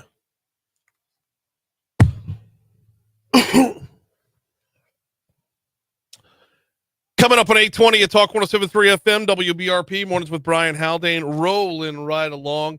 About 40 minutes from right now, you'll hear the Moon Griffon show right here on Talk 107.3 FM, 9 to 11 weekdays. Not just here, but statewide. And every Monday we check in with Moon. How are you, man? Brian, doing great, man. I was going to ask you, and I meant to text you on the weekend. Are you off tomorrow? Yes, we're taking the day off tomorrow. Moon, dog. the plan was to go down to New Orleans for Rex, but I'm looking at that forecast right now, and man, I don't know. I might have to be a lightweight and clock out. Yeah, I don't think. I think y'all are. If you're not going to the parade and you're not going Mardi Gras, you should have to work. So I'm gonna work. Oh man, no, Moon. Everywhere else it's Tuesday. This is Louisiana. Well, you know what, it's amazing you say that, and I'm agreeing with you. And our audience from I-10 South, I-10 South and a little bit of between, I guess Ellick down, below Ellick will be partying. Yeah. Ellick up, they do one parade a year about 2 weeks before Mardi Gras, and they done. So I still got another part of the audience. So I'm trying to get off tomorrow, but I ain't got there yet because my producer's gone, and people here that usually run the program are gone, and I got to have those guys over there, ladies punching in buttons. Understood. Well, also, I mean, when we say everywhere else it's Tuesday, the president's going to give his state. they're not calling it the State of the Union for some reason. Is there a reason, Moon, that like everybody's saying the president will address the nation on Tuesday night, and nobody's saying this is the quote State of the Union? Well, is he? And I didn't check into it, Brian. Is he going to Congress? I guess he's going to Congress. So. Yeah, well, I think he is because I saw where people like Nancy Pelosi and them are not going, which would make it a pretty good State of the Union. But I've heard people call it State of the Union. I think that's what it is. You're right. I don't think the media is calling that, but you got to remember the media hates him. So if it was the president, if it was Biden, it'd be called the State of the Union. But since it's not Biden, I don't think they're trying to make a big deal about it. I think they want people not to watch it. But, that's a little cynicism in me, but that's kind of how I look at it. We're talking with Moon Griffon, and I Googled it. I Googled State of the Union 2025 while we're talking, Moon, and the top 4 stories. NPR, what you need to know about Trump's address to the joint session of Congress. And then USA Today, when is Trump's address to the joint session of Congress? And they actually go on to say why it's not the State of the Union. So I guess I'll have to dig into that one. I mean, it might be because when you take back over, he wasn't the president throughout 2024. So an update on the State of the Union, it might be a little premature. But I legit don't remember from past presidents if that's the way it is. I always thought they did State of the Union and they do it every year. Yeah. And so and what it does is it lets the president come in and say kind of where we are and where we headed to. And it's kind of giving the nation. Normally, a State of the Union can give you a lot of hope. It can also tell you if we got problems and we need to try to fix them. And I think with Trump, he's going to give a little bit of both. I'm going to be shocked if he doesn't give both. And he's been a pretty disciplined guy since about last July. Somebody got a hold of him. And I mean, during that presidential election run, he really didn't make a lot of mistakes. And even though he's in it with Zelensky right now, he hadn't really went after people like he did the first time. I think he's decided he's going to govern. I think he learned a lot from the first time. And, that's what I'm looking at tonight, tomorrow night when he speaks. Yeah, it's how much of that Zelensky stuff, how much foreign policy is going to outdo his domestic policy, which before Friday, I would have imagined domestic policy would have ruled the day. Doge would have ruled the day. I still think that will rule the day. I think he's going to have to mention Zelensky because he's going to want people to know. Remember, he has the bully pulpit. He can tell us stuff in that meeting that you and me are not going to find out by reading a news article or politicians think. So he's going to address it. But I looked at something today when I was watching and reading it, and he said that he was it had to do with Zelensky, and somebody took a shot for him, one of his former generals or whatever. And of course, he fired at him. He said, "Look, here's what's most important to us." And he talked about the gang rapes and the crime and illegal immigration, getting these prices down. So when I saw that, that told me, you know what, this guy is sticking to his message of making America great again. That's his message. That's his rallying call. So I'm going to be surprised if 95% of the speech is not on that. And I think you called that because that's what he's been concentrating on. Well, yeah, it's been the headline every day. Literally every day about Doge, about government efficiency, about the layoffs and the firings. And I don't know how you step away from that. In the meanwhile, this one pops up and now it's all the rage for a hot minute. So Brian, let me ask you a question. I've been reading this too. Everybody's worried about Medicaid cuts, and I've been saying this for a long time. Be careful with expanding Medicaid. And the reason to be careful was if they ever cut back on the money, we're in trouble. If you listen to Trump, President Trump, he's holding Social Security, holding Medicare, and holding Medicaid. And yet that's where people say a lot of the money is. And so my question to you is, do you think they're going to really cut Medicaid? Now, it's funny, though, something I don't think we should have ever got into, because the charity hospital systems are supposed to play that point. We got into it, and now the Republicans and all the money, and it's really crushing us financially. Nobody wants to cut it, including Republicans. I just find that kind of odd. Yes, it's one of those ones where we've dug the hole so deep that we don't want to get out of it. Yeah. But isn't this part of what's going on overall? And isn't this part of the triaging of Doge? Is the president will say, we'll put that one on hold for right now. Let's fix other problems first. Well, no, I think you're correct, but you got to find money. You got to find savings. The deficit's not going down. I'm hearing now they might go back to a CR. Today's March 3rd. They got 12 days, Brian. 12 days to tell us what they're going to do with government with a slim margin. And somebody has to step up from the Democrat Party and say, you know what? Like some of the people in the Republican Party, I didn't say all, we better quit spending. You know, they asked the other day, they said, well, President Trump ain't got prices going down yet. Well, it's only been 40 days. That's number one. But number two is, Brian, if they're going to keep spending money in Congress and printing and borrowing, inflation is never going down. It's never going to slow down.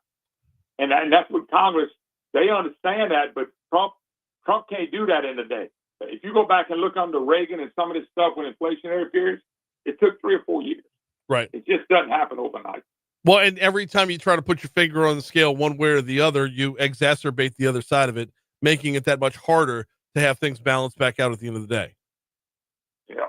It's I'm just, the reason I brought the Medicaid to you was we got like 1.6 million people on Medicaid. I think we had 785,000 before Bell Edwards came in. Yep. And so that's costing us a lot of money. People think Medicaid's free, and it's not. I think the Medicaid programs cost us somewhere around $3.5 billion. Yeah, you get matching money and all that stuff, but it does cost a lot.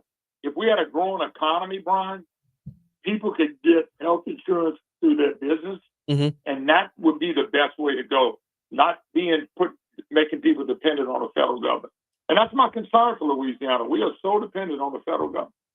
Yeah, we are one of the most dependent out there, to be sure. We got about 2 minutes left with Moon Griffon. I got to ask you a statewide question. Bring it back home a little bit. State Representative Dixon McMakin wants to make NIL dollars income tax free. What's your takeaway on that? Well, I talked about it on Friday, and I know what Macon's doing. Macon's a good guy. I know you've had him on 1,000 times. He's been on with me. I don't mind him doing that. It's just a competitive deal to go with other sports programs. My problem with it, and it's not a problem with it as much as I've been wanting to get rid of income taxes for everybody. Right. And if we didn't have any state income tax, that wouldn't even be a question, because in Texas, they don't have to worry about that because they don't have a state income tax.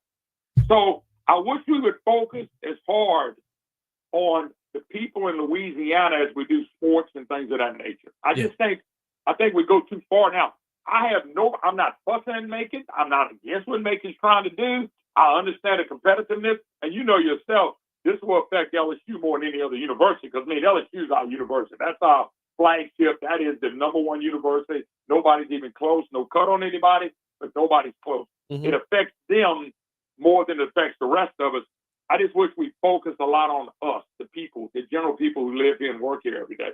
And that's my take. I mean, it's not a bad thing. It's just, what about the rest of us, I guess? Yeah, I hear that. And, you see the athletes get the NIL dollars.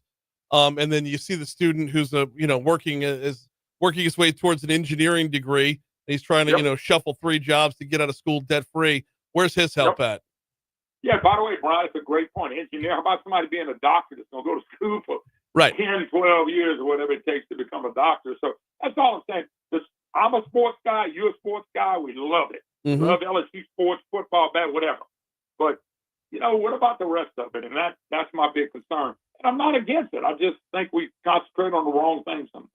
Every once in a while, for sure. He is Moon Griffon. Show's coming up half an hour from right now. Always appreciate the time. Happy Mardi Gras, brother. All right, Brian. Have a good day off. I'm not sure I'm making it. We'll talk to you next week. We're coming up on 8:30. We're at 8:30 at Talk 107.3 FM WBRP, which means we're coming up on news. We'll start with ABC before checking local news, traffic, weather right now on Talk 107.3.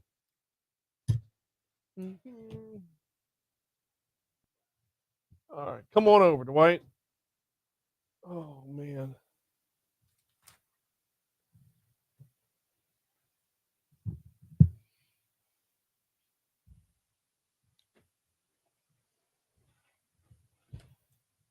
So, how did I pose the question in the text?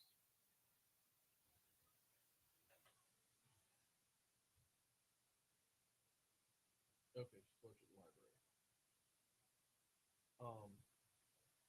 Kill the mics for a sec.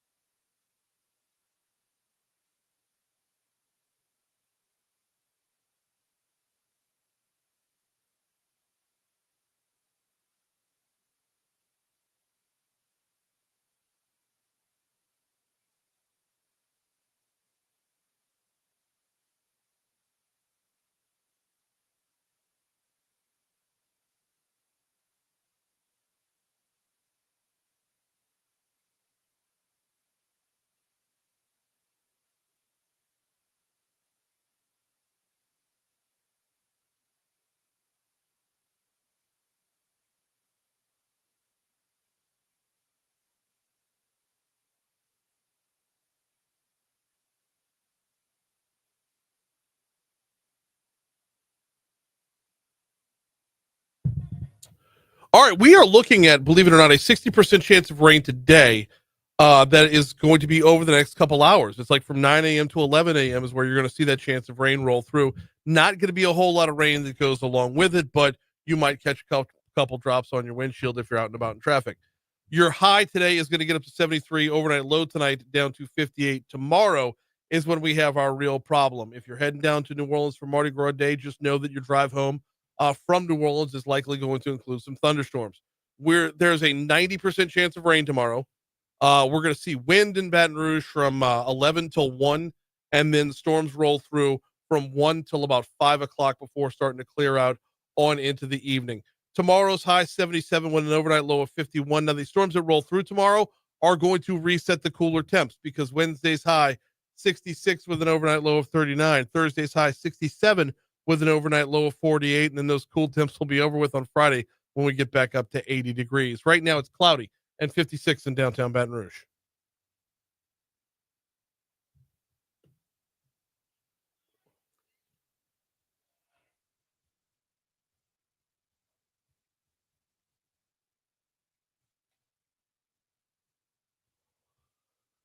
.838 Talk 107.3 FM WBRP mornings with Brian Haldane rolling right along. Time to talk city matters as things are getting hot with the library plans out there. Joining us now to talk about this is Metro Councilman Dwight Hudson. Dwight, welcome back. How are you, man? Hey, doing good. Thanks, Brian. Thanks for having me. No, always glad to have you on here. What's the latest on the plan with the library millage? Yeah, so the debate continues, right? And those conversations continue between the mayor's administration, the library, and then the Metro Council as well. So when we left it off at that last meeting, there was a promise to have those discussions to try and get to a plan that all sides could agree with. We're not there yet, but the conversations are happening, and so that's encouraging. Okay, we're not there yet, but how close are we? I mean, conversations we're kind of on a deadline here, right, because you got to enact a plan. We're going to have to vote on it because we're talking about the people's dollars. Anything that was going to the library, I didn't vote for it, but for those that did, that's where we directed these dollars to. So we're going to have to vote wherever they go in the future. Yeah, I feel like the public feels like we have this deadline of our next meeting. It's important for folks to understand that that's not the deadline. That's arbitrary, right? So for us to make a November ballot, we can act as late as June of this year, right? So there is time for us to get this right. There is time for us to do our due diligence, make sure we set a budget at the correct level for the library, so that they can sustain their service and that kind of thing. But then also so that we can do some good things at City Parish to address some shortfalls and address some issues at City Parish. Now, that being said, the mayor president has come out saying roughly 600 jobs, or is it somewhere between 14 and 16% of a cut across the board is what's going to be needed if we don't have a fix here. Let me ask you this very bluntly. The proposal about reducing and or moving the library millage, does that solve the problem? Look, in my opinion, no. As I've looked at the numbers, the shortfall, while we don't have a firm number on that because we don't have a revenue projection for next year, it's probably somewhere in the ballpark of $20 million.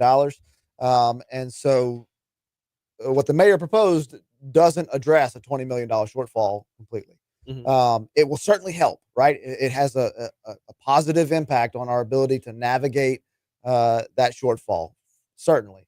But at the end of the day, when we are looking at reducing services to a population, a large suite of services to a population of about 90,000 people, we have to look at some sort of workforce optimization, right? We're going to naturally not need as many employees in certain service areas because we are no longer providing services to a large number of constituents.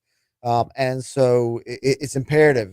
We have to, as a city parish, do the right thing, go in, do a needs assessment in all of these departments, particularly the ones that are impacted by the general fund, and make sure that we right size those in order to move us forward for the next 20, 30 years at City Parish. We're talking with Metro Councilman Dwight Hudson about a number of the budgetary woes of the City Parish right now. workforce optimization. I like that terminology. That's right. That's right sizing is the word. I'll give credit to Councilwoman Laurie Adams. She's the one, Okay. she's the one who, All right. who uses that the most. So. But it's true though, because as government evolves and as our populace evolves or devolves, as the case might be, government isn't keeping pace with who we are as a people and where we need to be. We're still stuck in having. I will give Mayor President Sid Edwards credit for this. I don't know if where he's going is the right direction, but he's the first one to have the dadgum conversation in my time in Baton Rouge. Everything has been grow, be the next great city, grow. But like whether there's all this growth, it's like, who's paying for it all? Right. He's the first one to be the adult in the room and say, we need to, from that office, y'all have done some on the, I'm not slighting y'all on the Metro Council. No. Yeah, no, look, it gives a tremendous amount of credit to the argument over prioritizing city parish spending and prioritizing city parish dedications, right? 8 years ago, when I first got on the Metro Council, we simply tried to form a committee to study this issue, right? And we couldn't get the council to agree on forming a committee to even look at it. And about 3 years ago, we undertook this effort to deal with drainage. And we couldn't quite get there on number of votes to put something before the people to deal with that.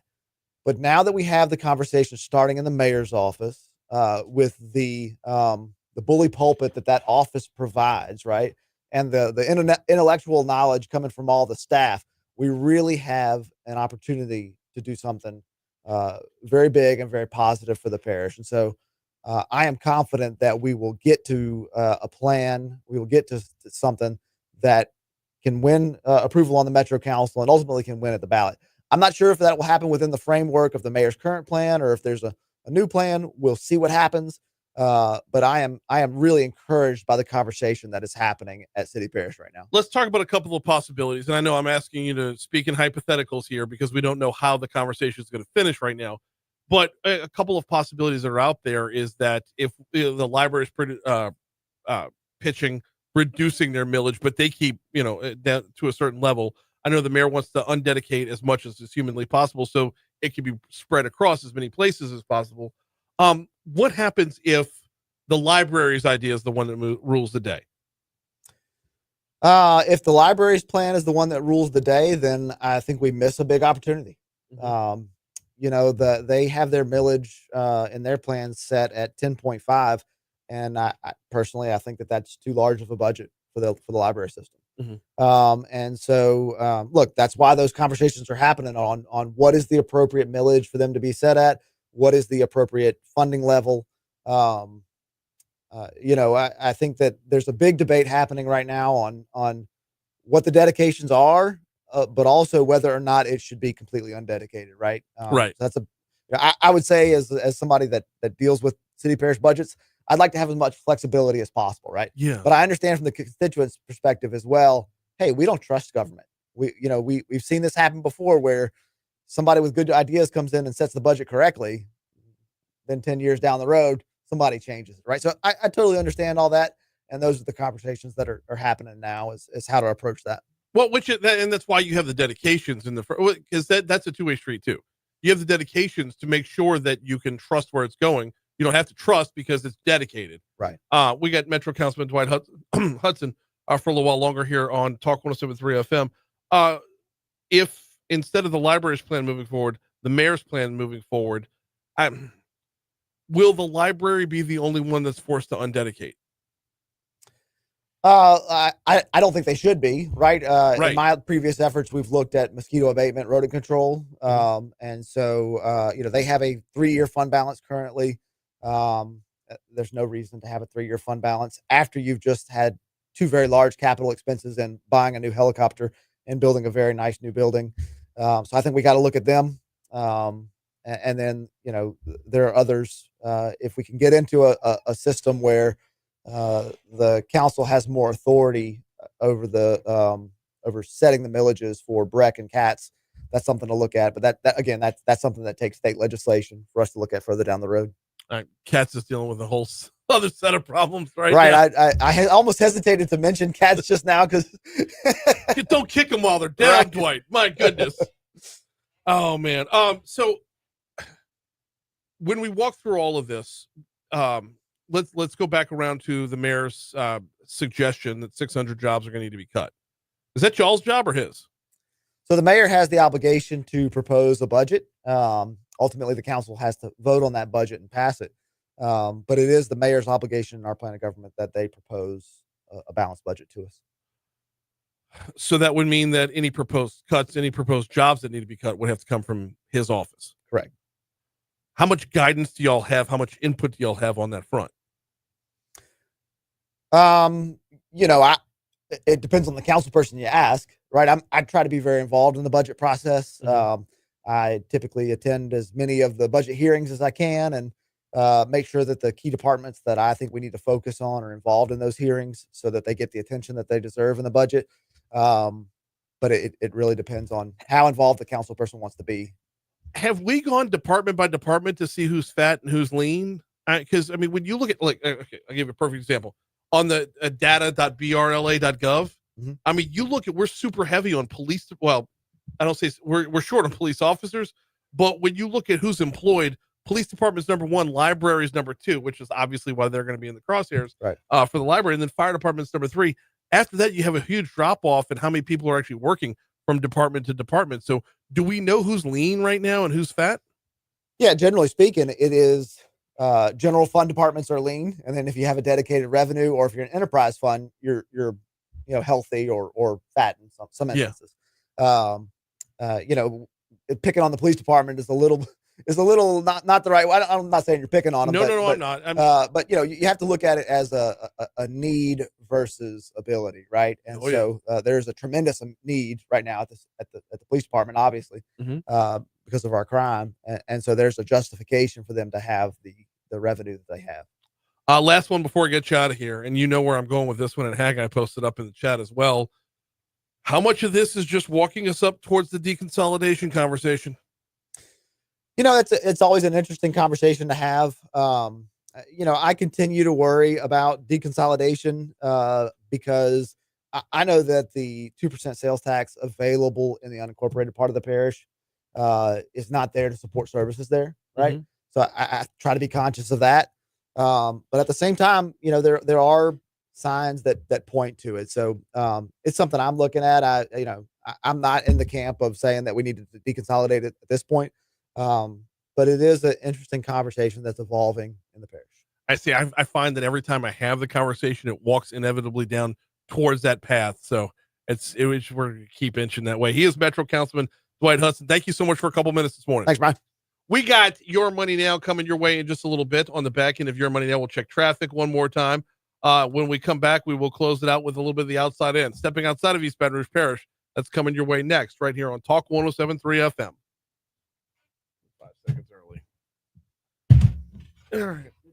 Yeah, dude, look at this. And this is why the library is in the crosshairs here. I mean, that's a huge number. Oh, yeah. That is a huge number. Well, and you look at, and this so that's full time. This is okay. This is active employees, right? Yeah. They have 150 vacancies. You're kidding me. No. So that so that just goes to tell you like just how bad it is. And like they have I think Laurie said they have like a $750,000 advertising budget. They advertise with us. They advertise with 100.7. Yeah, they have like a $500,000 printing budget. It's just look. It's great. It's great to have this awesome of a service, but at the end of the day, like they always want to like when we do the comparisons to other cities of what we spend versus what others spend, they say, "Oh, you're not comparing apples to apples." I'm not trying to. Like maybe we need to close on Sunday. I'm okay with that. See, all right. Well, not to nitpick, but I would close on Monday or whatever. The kids are in school on Monday. The kids are out of school on Sunday, so let them have the library to go. Like, but you're right though. But they need Sundays, to close for a day. I think Sunday's actually a lower gate count. Really? I think I have to go back and check. It's been a long time. But they're like, the library does so much with workforce development. Oh, okay. Well, let me see here. Employee BR Workforce Development has 19 full-time employees and 66 temp employees. Like maybe they could do more. Yeah. Right. Like if the library handles workforce development, why do we have an entire office of workforce development with over 70 employees? And when you go down everything that the library offers up, there's a department for that. Yeah. It's just, why are they doing so much? I understand having the facilities, meeting places. That's awesome. Yeah. But I think the biggest flaw of Sid's plan, though, is that it does we're not. still hot. Oh, okay. I'm well, there's a fix for this already, so I don't mind. I said it at my community meeting too. It doesn't specifically address parish dollars being spent just in the city, right? So we have discussed, and they have agreed in principle to an amendment to their plan that would designate the dollars to parish-wide services. Doesn't matter if it's in one pocket; it can be moved to the other. Well, so the issue is though that we have a lot of constitutional offices that get general fund money. That guy's gonna fight that tooth and nail. Well, so I've talked to him, and he likes my amendment. So we give like $10 million from the general fund to the DA, $20 million to the sheriff, a couple million to the coroner. And there's other parish-wide services, not necessarily constitutional offices, but other parish-wide services that also get general fund dollars. So right now, just the city of Baton Rouge and the unincorporated part of the parish are paying those. Mm-hmm. That's not fair. That's not fair to the city and the unincorporated part of the parish. So what I'm saying is take the money created by this plan and offset that so that the people in St. George, Central Baker Zachary have confidence that their tax dollars are going to parish-wide services. So, but at that point, you can still do his plan. But in order to do that, instead of undedicating, you just rededicate. I mean, you're dedicating to a parish-wide service. Correct. So basically, you're dedicating to something that serves the whole parish. Mm-hmm. Yeah, you're taking something that has undedicated dollars, and you don't have to. You are right. You don't have to use those undedicated dollars because now you've got rededicated dollars that have just moved over. And look, you're addressing a greater priority, so that moves the needle in the right direction. Yeah. You know, when I did this last time on drainage, what I wanted to do really was what Sid is doing now of just undedicating it, give you the most flexibility. Mm-hmm. But I knew there would be such an uproar and such a problem that you had to have actual dedications, right? You have to give the voters the confidence of what you're going to do with the money. And so that's why we named it the drainage last time. Yeah. But I appreciate that they're like having the philosophical debate of, hey, you need to elect leadership that you trust and give them the flexibility to solve the problem. Right. Like, ultimately you can't blame a mayor for not being able to address all the problems if you don't give him the ability to address it in their budget. So. Bill Parcells said if you want him to cook the meal, you got to let him shop for the groceries. I like that. Appreciate you. Appreciate you. Good to see you. Yes, sir. Good to see you as well. Oh.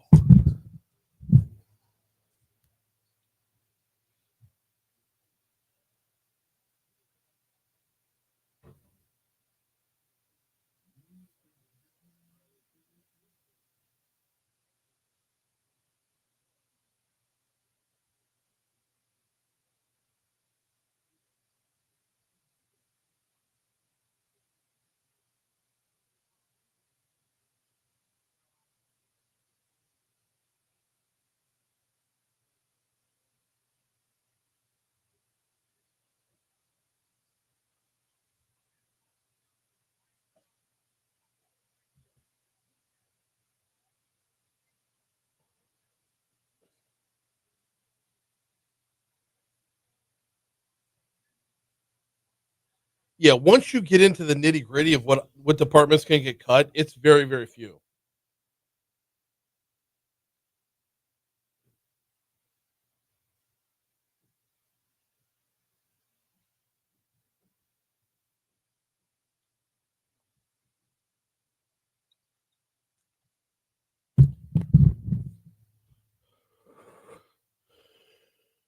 Bum, bum, bum.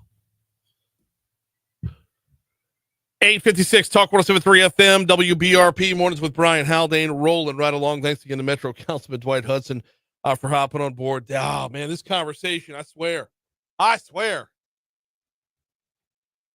It's going to get somewhere. It is. But what we have to remember is it's a in Baton Rouge. If you're a Baton Rouge and if you live within the city parish, if you live within the parish, you don't have to live within the city limits. If you live within the parish, what we have to realize is we've been in a state of denial for so long that the right answer isn't going to be the first answer is not going to be the right answer. But we have to start adopting something because what we're doing right now is unsustainable. Thanks again to Dwight Hudson for hopping on board. Hey, got to tell you about the folks over at Cajun Soft Wash real quick. You can check them out online at CajunSoftWash.com, CajunSoftWash.com. This is the time of year, y'all, when, after tomorrow's storms roll through, get a look at your home. Get a look at the walls. Get a look up at your roof. I know it's hard to look at your roof, but if you hit up CajunSoftWash.com, they'll put a drone up there, get some decent pictures for you, and then let you know how badly you need a wash. They use safe and effective chemicals. They're not traipsing all over your roof. What they're going to do is they're going to remove all that mold, mildew, and algae that builds up and actually eats away at the life of your roof. Yeah, CajunSoftWash.com can help lengthen the lifespan of your roof by taking care of it with the soft wash. And they'll do your roof. They'll do your walls. They'll also do your sidewalks, your driveway, the whole bit. And business owners, everything I just said about the home applies to your business as well. Check them out online at CajunSoftWash.com. All right, last thing before we get out of here for today. By the way, we will be off tomorrow. We'll have a best of running for you, and then we'll be back at it on Ash Wednesday morning. Right now, here comes the outside in.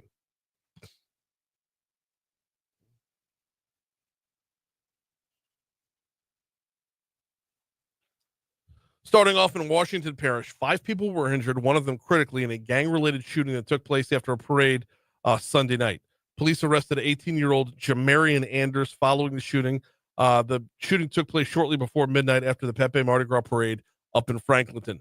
Moving over to Jefferson Parish, the crew of Argus has been canceled due to expected strong storms and high winds on Mardi Gras Day. As of Sunday night, they have not been not given any rescheduled dates announced. The parade was supposed to roll at 11 a.m. on Tuesday. We will keep an eye on all the rest of the parades as there is a nasty weather system that's just going to whip across the state tomorrow. We'll see who makes adjustments accordingly. I got to get out of here one more time. Want to thank Haggai Davis and Emily Chenevere for filling in for me back on Friday, as needed to take a personal day there. And again, we'll be off tomorrow, back at it on Wednesday. So we shall see you then. Stick around. Moon Griffon's coming up next, and Brian Kilmeade will have all the latest on the Zelensky-Trump battle royale that's coming your way after us.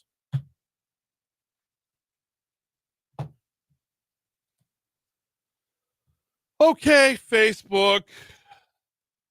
I gotta go. I'm tired. All right, happy Mardi Gras, everybody. We'll see you on Wednesday.